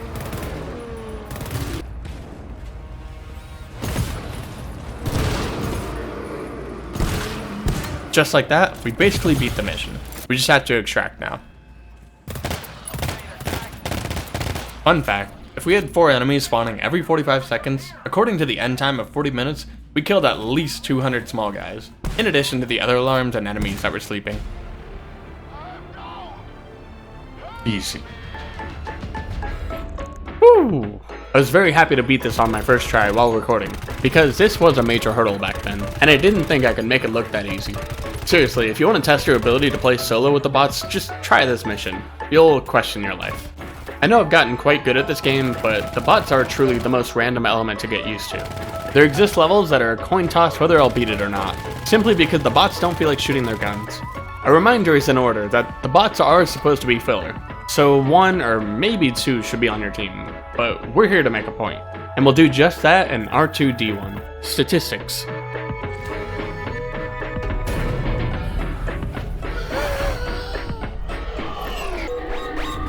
What's this? What? I blacked out. What are we doing? A new mission type. We gotta power up some generators again. But instead of finding generators throughout a level, we're finding the cells and bringing them to a central cluster of generators. However, I have to navigate the nasty-ass fog again, and avoid infection using fog repellers, as there is no fog turbine in this mission. We make our way through the first zone, killing a sneaky scout before traversing a fog canyon. Loads of enemies hide within, so to make it easier to get across, I shoot my gun to bring them to me. There's so many. I mean, I was right, but like, holy shit. I knew there was an alarm to start on the other side, so I placed a turret before crossing. We reach the door and start the class 4 alarm ASAP. Fog repellers don't last forever, so I make use of the ones we had already thrown earlier. As soon as the scan is finished, I retreat to the high ground and clean up. A nice benefit to having the bots on your team is that even without the bioscan signatures, they can always see the enemies through the fog. That, however, won't stop them from sprinting up to a giant to kiss him on the mouth. We enter the next zone to find the main generator cluster, where we'll be bringing the cells. We need a total of 5, and 1 happens to be in this room, thankfully. Couldn't find that one, please. Besides progressing the objective, plugging in the cells will lower the fog level by a bit. The only path forward is through this class 5 alarm, so we jump right into it.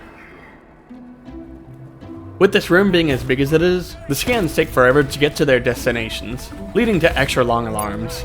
My patience began dwindling here, and it only dwindled further after we finished the scans.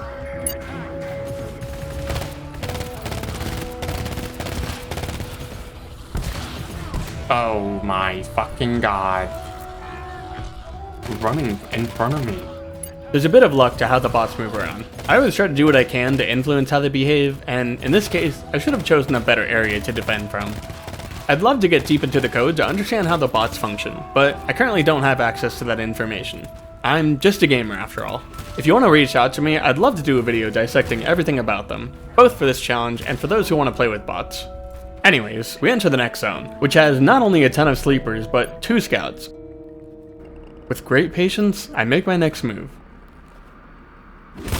Oh my god.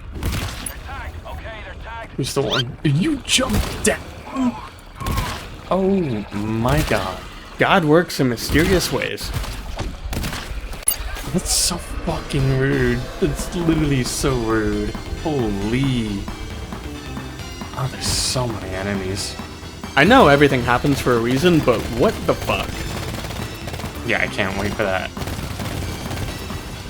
Get out of the way! Nah, I kind of want to give up. Like, look at that. What a perfect dodge. What are they doing?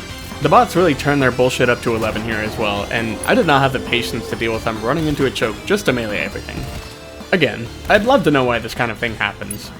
With that taken care of, there's a second room that's laid out in a similar fashion, scout and all.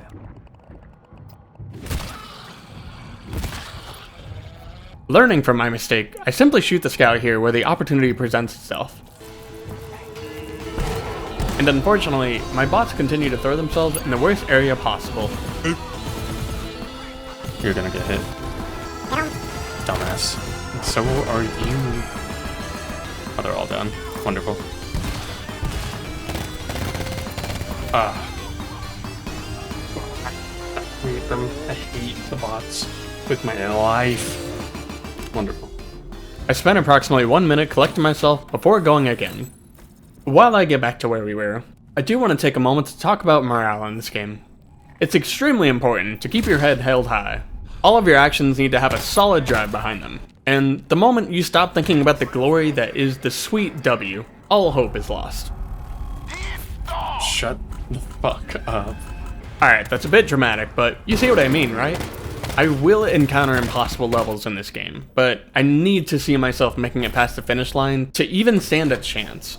So with that said, we continue forth from where we left off.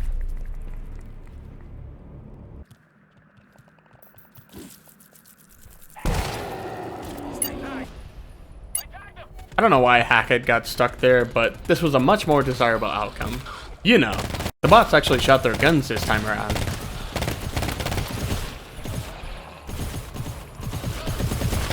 Instead of entering the next room, I opt for the alarm door in the first room, a class 5 alarm. We enter the next zone where there's bound to be at least one cell. However, it requires me to go deep into some fog, so I just tank it, since I'm already at low health. No risk in shooting some giants.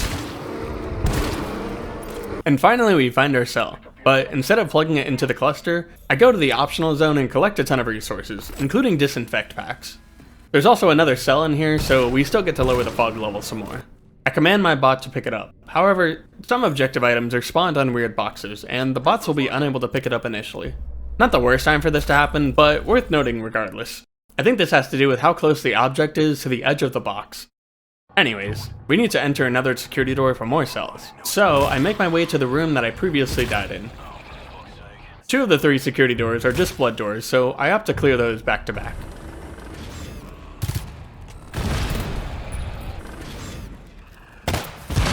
After we clear the enemies out, the search for one cell in each zone begins. It's really not too much trouble. Most of the difficulty in this stage is navigating the infection fog and the alarms for these doors.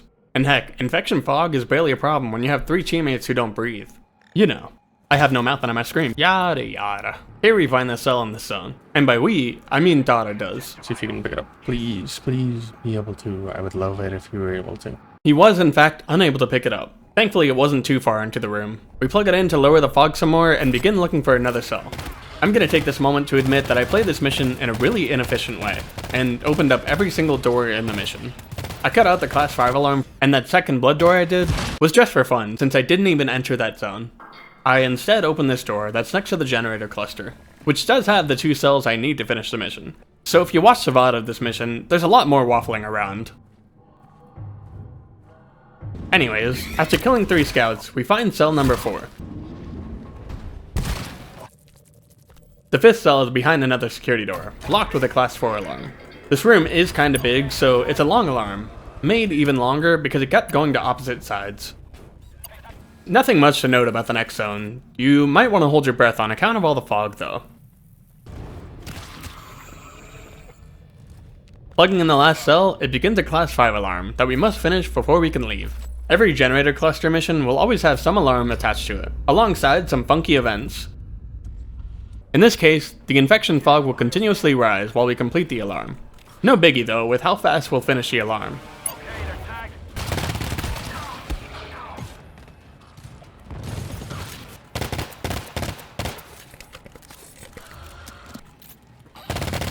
There's so many.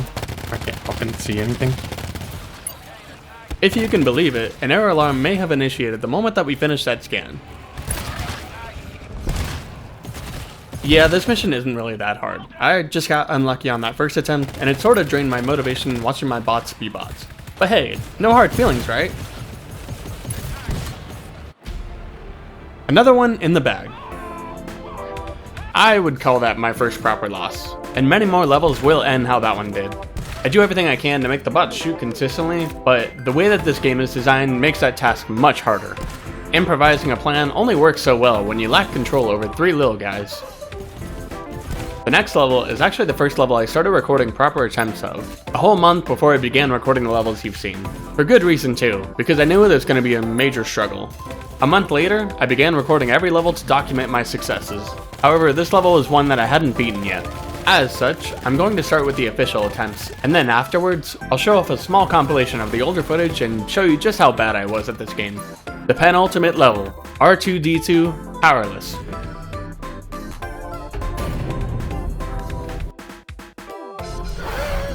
What's the damn password? Any of you freaks know? No? Darn. Oh boy, these guys don't know it, but they're gonna die. Death is certainly an inevitability. But before that happens, let me tell you about this stage. It's a reactor startup, so the meat of the challenge will be fending off many waves of enemies while inputting codes to a terminal, just like in R1C1. But a new challenge faces us. Last time, we were just handed the passcodes every wave. This time, we'll need to find the passcodes on terminals and other zones throughout the level. There will be a total of 10 passcodes, and as such, 10 waves to deal with. 5 of the passcodes will have to be found on terminals. Thankfully, the terminals will be found in the same zones every attempt, but there are 2 terminals within these zones that it can switch between. We're given much more time between waves when we need to find the passcodes, so it's not like we need to go loud in every room. I'll elaborate in a moment, but I'll just start the objective first. There's a bunch of resources in the reactor room. In fact, the bulk of the resources are in this room. While I'd like to open every locker, it'd be a slightly bad idea because the bots will just grab whatever, sometimes while we're fighting. I actually make the mistake of letting 3 bots have health packs. A bit of deja vu if you remember earlier.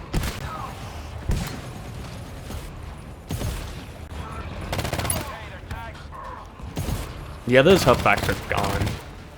Anyways, this reactor room is much easier to defend in with staircases and many walls. And the main path to the room is a very clear line of sight, mixed with a little bit of obstruction. We have 2 burst sentries, and I myself hold the sniper sentry for bigger enemies. We still want to ration those tools a little bit, but for the most part, this is how our defense should play out. Oh, there's so many. Why are there so many? What the fuck? Oh, I don't know what they're doing. Whatever. The first passcode will be given to us, but because I struggled to clear the first wave, we get almost no downtime between waves. What are they doing? Wait, you were in the floor! If there's any sign of how this is gonna go, terrible. I opt to use the turrets to gain some footing.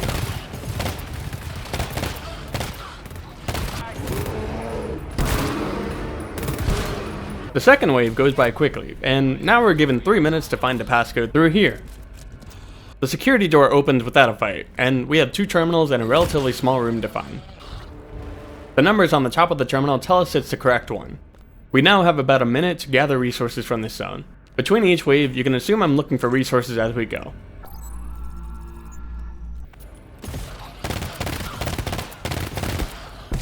Juicy.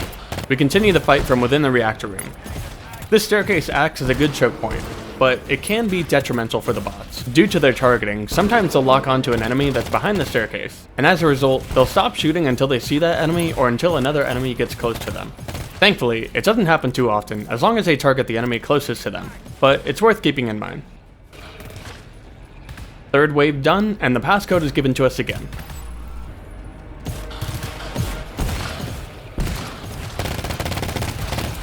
Things start to fall apart here, however. I didn't spend enough time getting more health, and as a result, my bots begin dropping.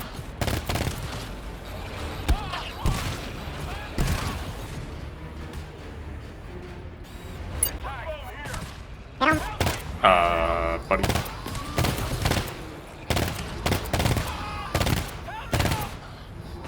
Well, he's about to go down too. Keep backing. Yeah. That's all, folks. Fuck. That was so bad. Yeah, so that was rough. We only made it to the 4th wave, and there is so much more that I need to do after that. My personal best when I was initially recording attempts made it through the 7th wave, so I knew it should be quite possible, but a lot of luck would be required, both with my bots and general enemy spawns. Just like walking in front of me. It's like they're doing it on purpose. Anyways, let's get back to where we were, shall we? Why? Why? The bots did that thing again where they won't go into team scans sometimes. Probably because I didn't reset my game after dying. Also worth mentioning that my microphone audio is weirdly buzzy during some levels, so my bad. Something's wrong with the mic. It shouldn't be making noises like that.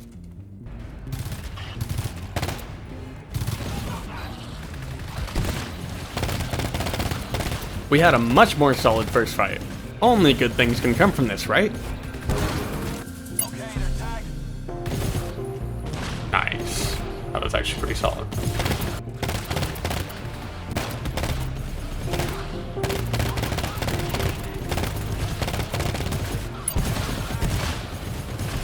Wave 4 down, and I'm in a much better position regarding resources. We have health this time around. We now need to go through this door in the first zone and find a key. There's another door at the end of this zone, but we'll come back to that much later. Key acquired. This unlocks the other path in the reactor room. But with 5 minutes left to find a passcode, a majority of it will be spent fighting the Class 4 alarm on that door. Most of the scans go down below in the fog, but with fog repellers, that won't hinder us much.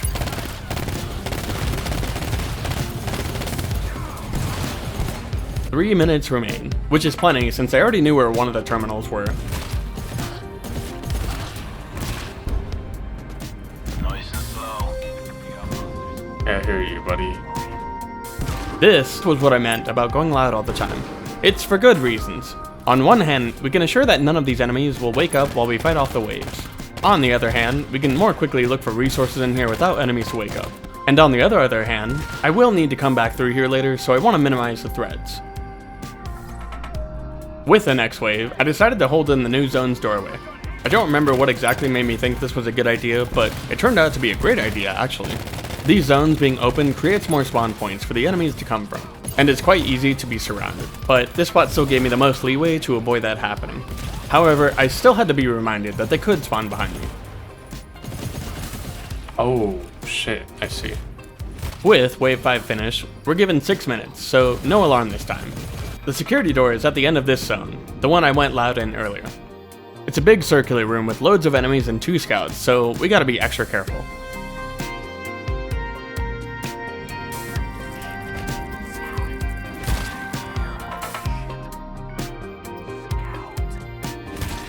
With both scouts killed, I go loud once more. I was running low on time, and I knew I'd be back here later, so this was definitely the call. By this point, you might wonder if there's a better strategy regarding the passcodes. If you only need one person to type it in at the terminal, you can just send them back to the terminal before time is up, effectively giving you more time to scavenge. The reason I bring it up is because this strategy is obviously barred in my case, and it can be another reason that a mission becomes harder. I have to spend more time running back and forth to find resources and the terminals. That's why this tends to be the hardest mission type for me, as there's no extra downtime for me to recover.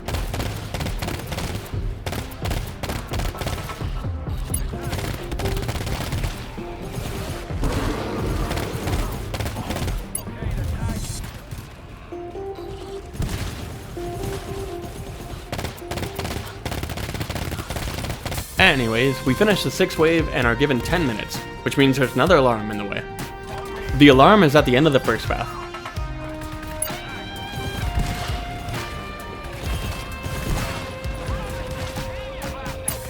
After which our 5 scouts housed between 2 rooms, so we really don't want to alert anything in there. I was quite nervous by this point. Which one? Which one? I took advantage of the fact that enemies tend to not scream if I'm not in line of sight. Basically, the bots don't count as real players sometimes, and in this case, enemies won't scream unless they can see me. There was a scout in this room, so that was absolutely a great call by me if I do say so myself. Oh, do you have to be right there, mate?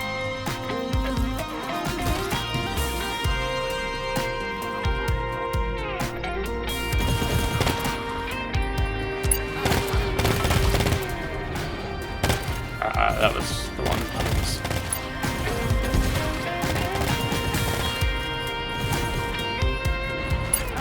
Oh my god. Alright, we gotta fucking move, I guess. I don't know where to go though.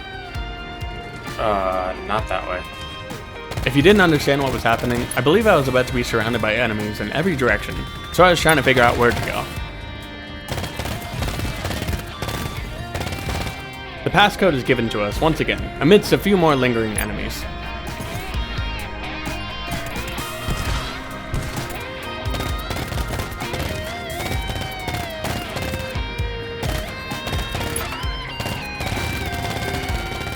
I gotta fucking go. Holy. The bots were being very silly here, hence my panic. God, 17 minutes. Yeah, 17 minutes and 30 seconds. It's by far the longest amount of time that any reactor mission gives you. But, being past my personal best at this point, I was determined to make the most of it. Do I even have to spell it out for you? We going loud in this bitch. Gotta go. Cool. With the key found and plenty of resources in hand, we can now start the Class 5 alarm in here. We're 50 minutes into this run, and boy was I feeling the pressure. Oh, fuck. Man, I'm so fast.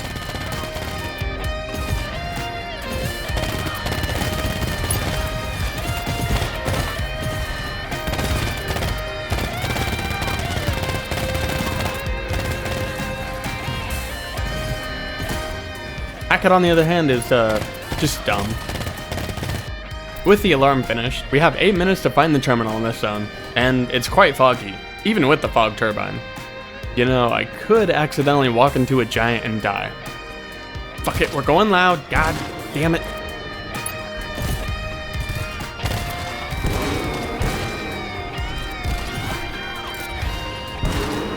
I find the wrong terminal here, but what's nice is you can just ping the right terminal from there, and it was 10 feet away. Okay, thank you. Remember how we had 17 minutes for this one? TikTok for real. Now it's just a game of good defenses. The next 2 passcodes are given to us, so there's no pressure to move anymore. We're only killing now.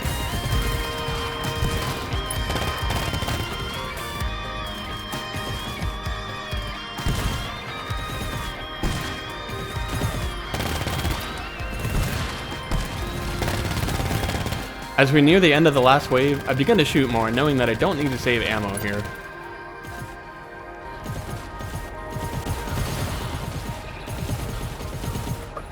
Wow, we gotta go fucking smooth. And yeah, a mission as cruel as this still found it appropriate to have an error alarm at the end. But we can handle anything, can't we? 1 hour and 13 minutes of focus and determination. This was definitely the hardest mission so far, and I'll be honest, I didn't think I would beat it so casually. However, that ignores the 10 deaths I alluded to earlier. It's time for a sweet little death compilation, with a few fun moments sprinkled in. If you just want to see the next level though, feel free to skip to here. You'll get used to me dying either way, unfortunately though. I started with some throwaway weapons that ultimately highlight why I need to use the weapons I've been using up to this point. My aim was pretty bad too, admittedly.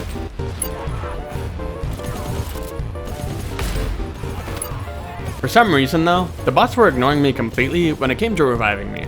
Another odd bug that potentially ends a run if it happens, for obvious reasons. I switched back to my beloved pistol in attempt 2, but my go-to special weapon was actually the sniper, and it does serve a good purpose in a mission like this. It practically has no fall-off damage, and it kills big enemies in one headshot, though the trade-off is how inefficient it is at killing enemies. The shotgun can hit a whole group, but the sniper always hits one target only. My idea of success at this point was to just perfectly snipe every big enemy and figure out the rest from there. For that reason, the shotgun is way more consistent for success. There's so many fucking projectile assholes. Oh my god. Dog, I gotta go put a code in, like, you can revive me? Nah, that's fine. A run ender, like I said. I've lost missions that way a few times, but thankfully, I was only on the first wave here. Oh my god. The fuck is this music?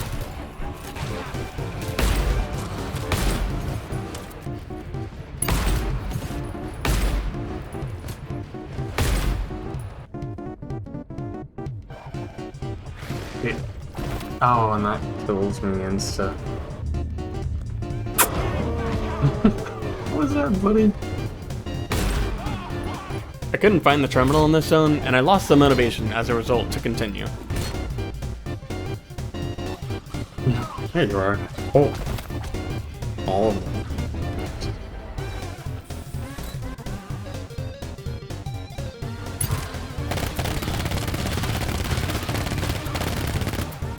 Oh. Because they won't shoot. Oh my god. The last attempt of the first session. Surely I could make a bit more progress.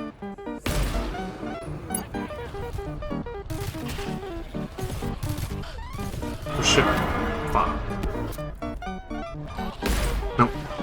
I can't. About halfway there. Not bad for the first day. Day 2 started quite well.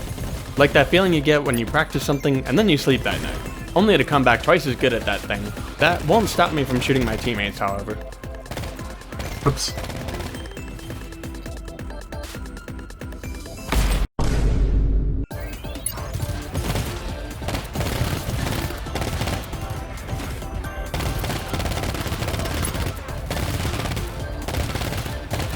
Some of my successes were heavily attributed to RNG. The scouts in this mission just lined up for me so well.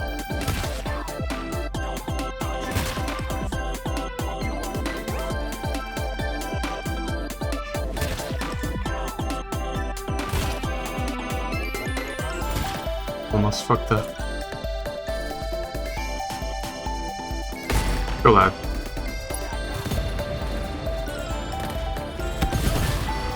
This could have been the run, but I locked in too hard and completely missed the passcode input here. I thought I had time to recuperate and revive the boys, and this killed my motivation to fuck up so badly. Oh my god, it was that one. No. Forgot. Yeah, that's it. That is the run. Yeah. On the next attempt, the game wanted to let me know who was in charge by bugging the bots again.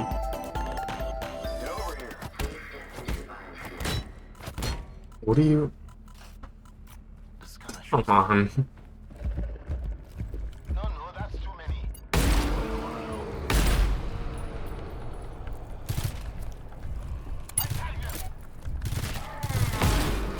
Alright, shit. I got a whole room active.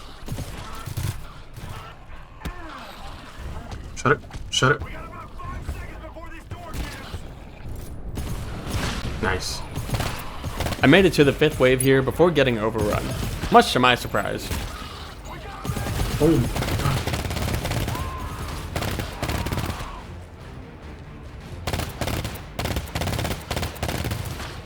Oh no. Get out his. Oh, he's so funny. He's fine. No, he's not. That actually it. God damn it. This game is hard. I don't think I need to tell you what happened here.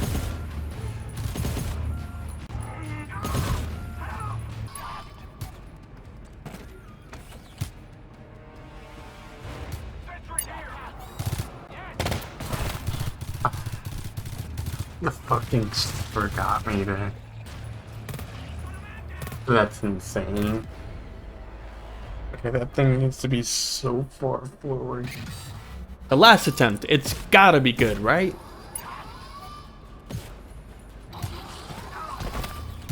I don't even know what I was doing, but needless to say, I was done for the day. Anyways, that's all for the montage. I'm glad that this was the level I decided to record, as it was definitely the first one I had a lot of trouble with. You can see why I was surprised to finish it. And now for the fun to end with one last level. When I began playing this game using only the bots, it was clear from the get-go that I would not be able to beat every level, just flat out. But that hasn't stopped me from beating levels that seemed impossible.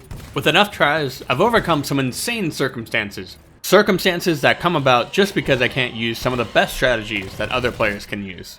It's pushed me to think outside the box many times. However, this box is a really big box. The last level of Rundown 2 has me defeated as I write this, but I haven't exactly given up hope yet. I'm so close to being able to beat it. It's a really long level though, and it makes for brutal resets since there's no checkpoints. But I'll stop stalling and get into the first level so I can give you some context. Once I've covered the level from start to finish, I'll tell you what strategies I've come up with that could potentially help me finish the level. With that said, if there's anybody out there who understands the game on a deep level and has tips for me, I invite your knowledge. I'll tell you what strategies I've come up with that could potentially help me finish the level. R2E1 Crib.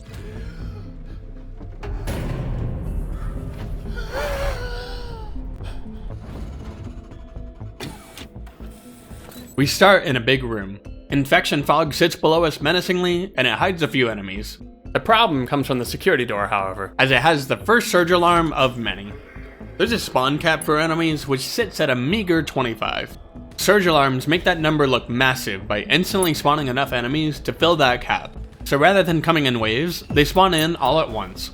But the worst part, the enemies that we kill will just respawn instantly, albeit a small distance away. This is terrible for the bots since they can't really handle a constant stream of enemies very well. The counter that I use quite effectively is the auto turrets. These will run out of ammo much faster than other turrets, but the trade-off is huge, essentially holding off 10 or 15 enemies at a time if I place it right. This is because it stuns enemies very easily, and each bullet also pierces to hit one more enemy. I started my attempt with a standard seafoam, mines, and a turret setup, but after I realized there was a severe lack of doors throughout the level, I switched to 3 turrets and the buyer scanner on a bot.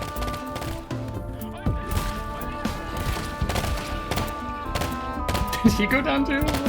Oh, you guys are making this a good one. That's the first alarm. Very intense and quite a resource sink by design. The next part is going to be hard to see on account of the invisibility. It rhymes, so it's true. Invisible enemies come back for a final round. We need to find a cell through one of these 2 blood doors, in addition to a fog turbine and resources.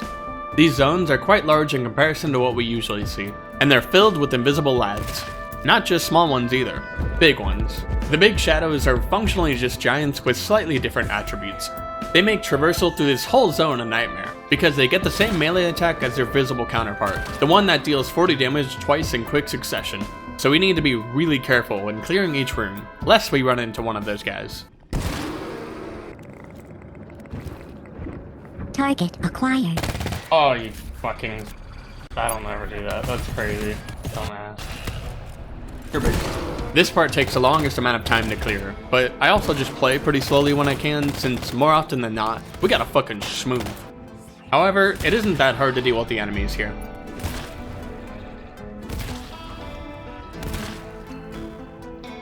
Anyways, we find what we need and head back to the prior zone, plug in the cell and get ready for a class 4 surge alarm. Something to note here is the way the bots deal with ladders, and how flawed it can be. This alarm starts at the bottom of a ladder. It's quite a long one actually. Why do I know that? Well, besides my personal experience telling me that this ladder is quite long, the bots will only begin climbing up it once I've made it to the top. I could go all the way to the top rung of the ladder, and the bots will be waiting to make their next move down below. It doesn't hurt too much here, but if given the choice to avoid ladders, I always do so. Or I find a way to scale it faster if possible.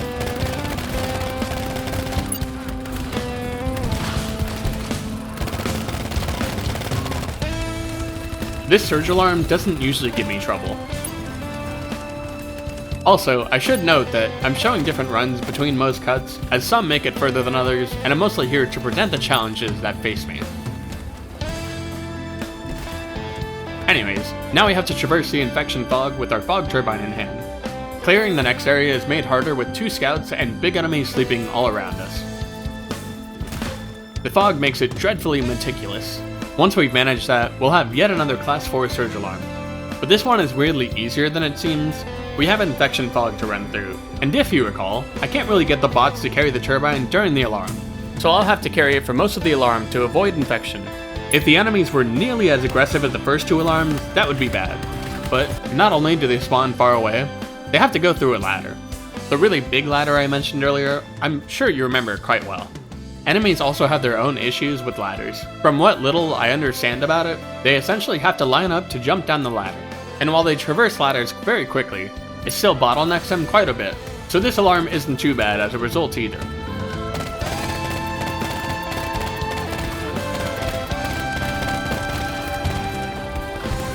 Next up is a Class 4 alarm in this room. You heard right, Class 4 alarm. No surge here. I'm curious if the developers wanted to have a surge alarm here, but found it to be too hard. It's a really easy alarm, but also, even if it were a surge alarm, it's really easy to defend in here with numerous choke points for the enemies.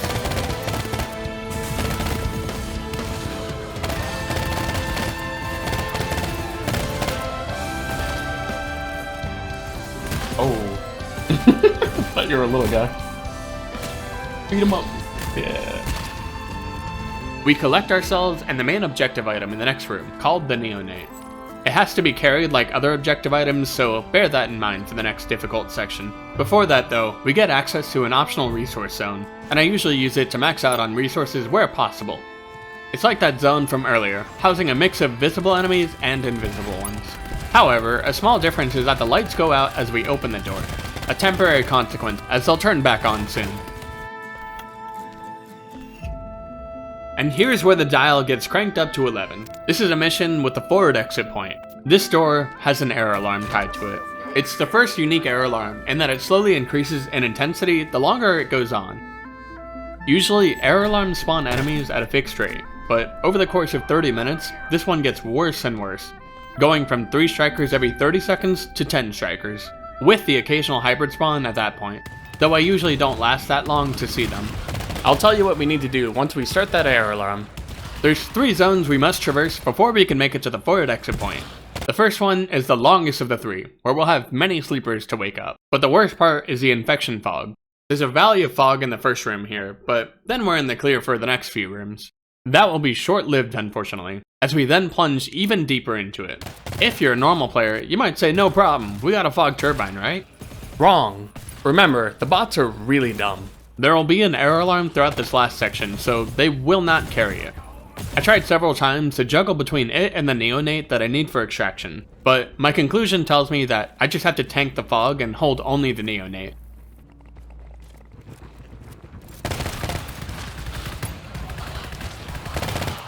Anyways, we're also looking for a cell while we're in this big zone.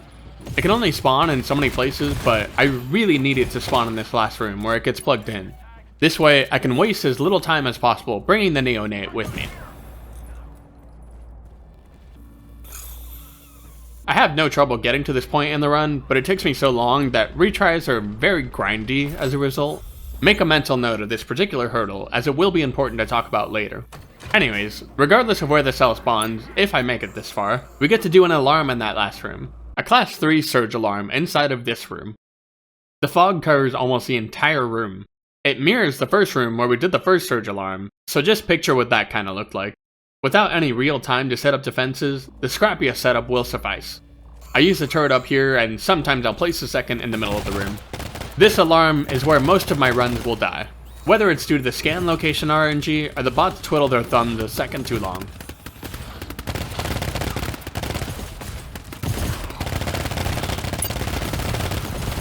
It's a really harsh alarm, in addition to the error alarm.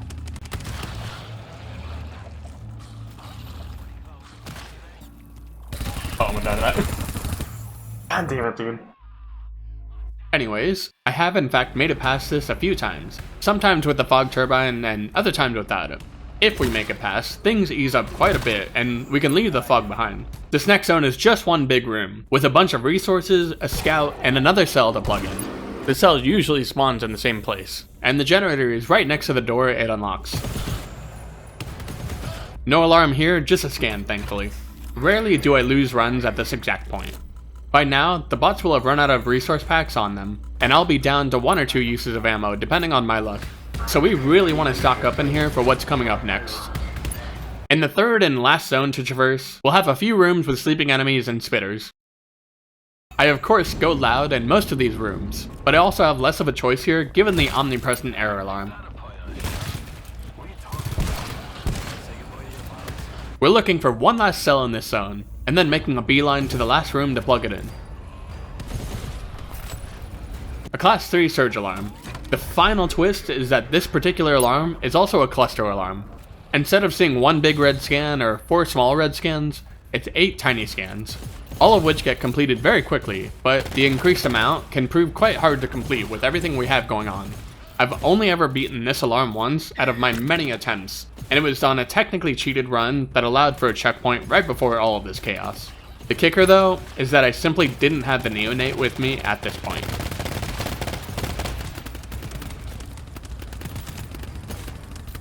No way. It is so doable. This was my original plan though, so I began to make the trek back to recover it and get to extraction.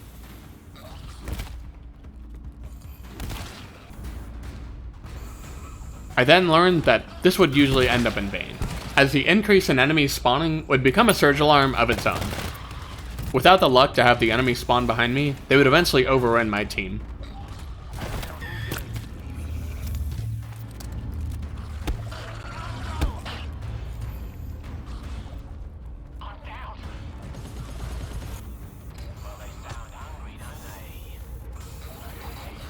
That's as far as I've gotten, right before the finish line, with my dignity gone. Alright, that's a bit dramatic, but what have we learned? Well, first and foremost is my gun setup. I realized that the scattergun is kind of a crutch and killing groups of small enemies proves very inconsistent. It is extremely helpful during other parts of the mission, so I'm not sure I want to give that up. The bots' guns are another case. I've messed around with their guns and I've settled on a few different ones, but they always perform kind of the same, so having some shotguns and even giving them my pistol seems to make a difference sometimes. I'd need more evidence to make a solid decision on their loadout. This is wonderful. Was that with a sniper? What about the hurdle I mentioned with the first cell of the 3? Well, I had an idea regarding making it more consistent. Knowing that I need to just tank the fog and carry the neonate with me, it becomes important to be able to find the cell as close to the generator as possible. And there is a spawn location in this room, like I mentioned earlier. However, I can't guarantee that it spawns there as far as I'm aware. You can only ping an object when you're in the same zone, thereby letting you know which room it's in. But what if there's a way to figure this out without being in that zone? If you list items on terminals, they seem to be organized based on a few things. The ID numbers push things up or down sometimes, and then of course certain things like doors will always be listed together first. What I noticed though is that things like the cell and terminals would change places pretty much every run. The real question is, why do things move around so much? I theorized that which area items spawn in will move them around on that list. I couldn't really find a pattern to it, however. My idea is to figure out how the items get listed so that I can just figure out where the cell is in a given run and reset if it's not in a good place. If you have any deeper understanding of the system, I'd love to know about it. This is all in the name of not cheating, by the way. I could easily just use the FreeCam mod to check that spot and then reset to my liking. Anyways, in particular, that last alarm is also just a real pain to deal with. On many of the attempts that have made it that far, I would shoot myself in the foot with the defensive setup. The enemies spawn in pretty close, but the door that they hit always seemed to go to the further side, and I just have a single turret not shooting at enemies since I placed it over here. Due to the lack of attempts that made it that far, I had a hard time adapting to that area. Basically a skill issue, but boy can it feel random as hell. Another, albeit terrible idea I had, was to flood the spawn cap myself. You see, there's secret terminal commands that you can enter to start error alarms yourself. The logic here is that in order to make the surge alarms more bearable, adding in weaker enemies can potentially make things easier. There's 4 different commands that spawn in different things. You have one that spawns small enemies with the chance of giants, one that spawns these flying enemies that we'll encounter far later, one that spawns nightmare shooters and nightmare babies, and then one that spawns big shooters, but they're not like other big shooters. They run like hybrids, and they shoot infection projectiles that have low base damage but give infection to you. Fun fact, this is actually the only way that the bots can get infection. I went with this one on one attempt, beginning the error alarm in tandem with the one from the mission. I didn't just start it once though, I decided to stack it like 4 times, and boy was that overkill. I don't know what I was thinking. You were stuck in the stairs, buddy. I unfortunately got lost in the fog on this singular attempt, and promptly overwhelmed by a million projectiles. Hi guys, don't worry about me, come on. We're moving on, we're moving through. Fuck. It's worth remembering that these big enemies do take up 2 spaces each, so it's easier to fill the 25 slots. As far as the other error alarms, the only one that could potentially be better is the one that spawns the nightmare enemies. The shooters run really slow and provide a smaller threat in isolation. And the nightmare babies are very bizarre as enemies. They only get used in one mission as adornment, since you're meant to die in this part of the mission. They honestly seem like they're an unfinished enemy, using what looks like an environmental asset as their model, with the tendrils being the only unique part of them. Anyways, what's special about them is that they aren't simply a harder version of their non-nightmare counterpart. I think they have a little more health in addition to what I'll call armor, but more than that, they also count towards the 25 spawn cap. Their normal version actually gets counted to a separate spawn cap of 40, as they get spawned in clusters of 20 or 30 from the mother enemy. I would consider this option of error alarm more if it weren't for the infection.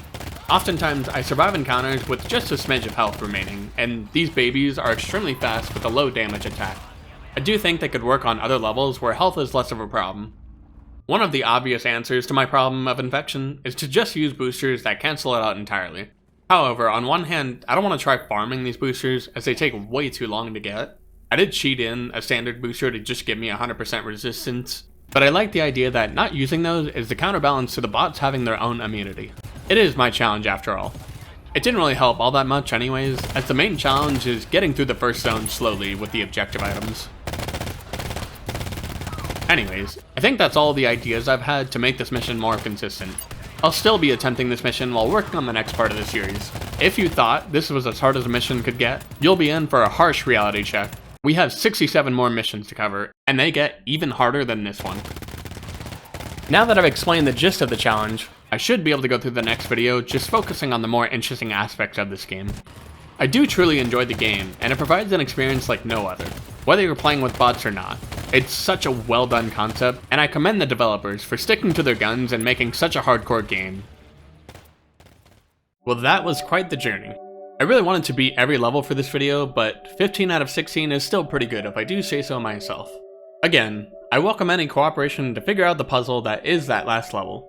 All of my links are in the description if you want to reach out or support me.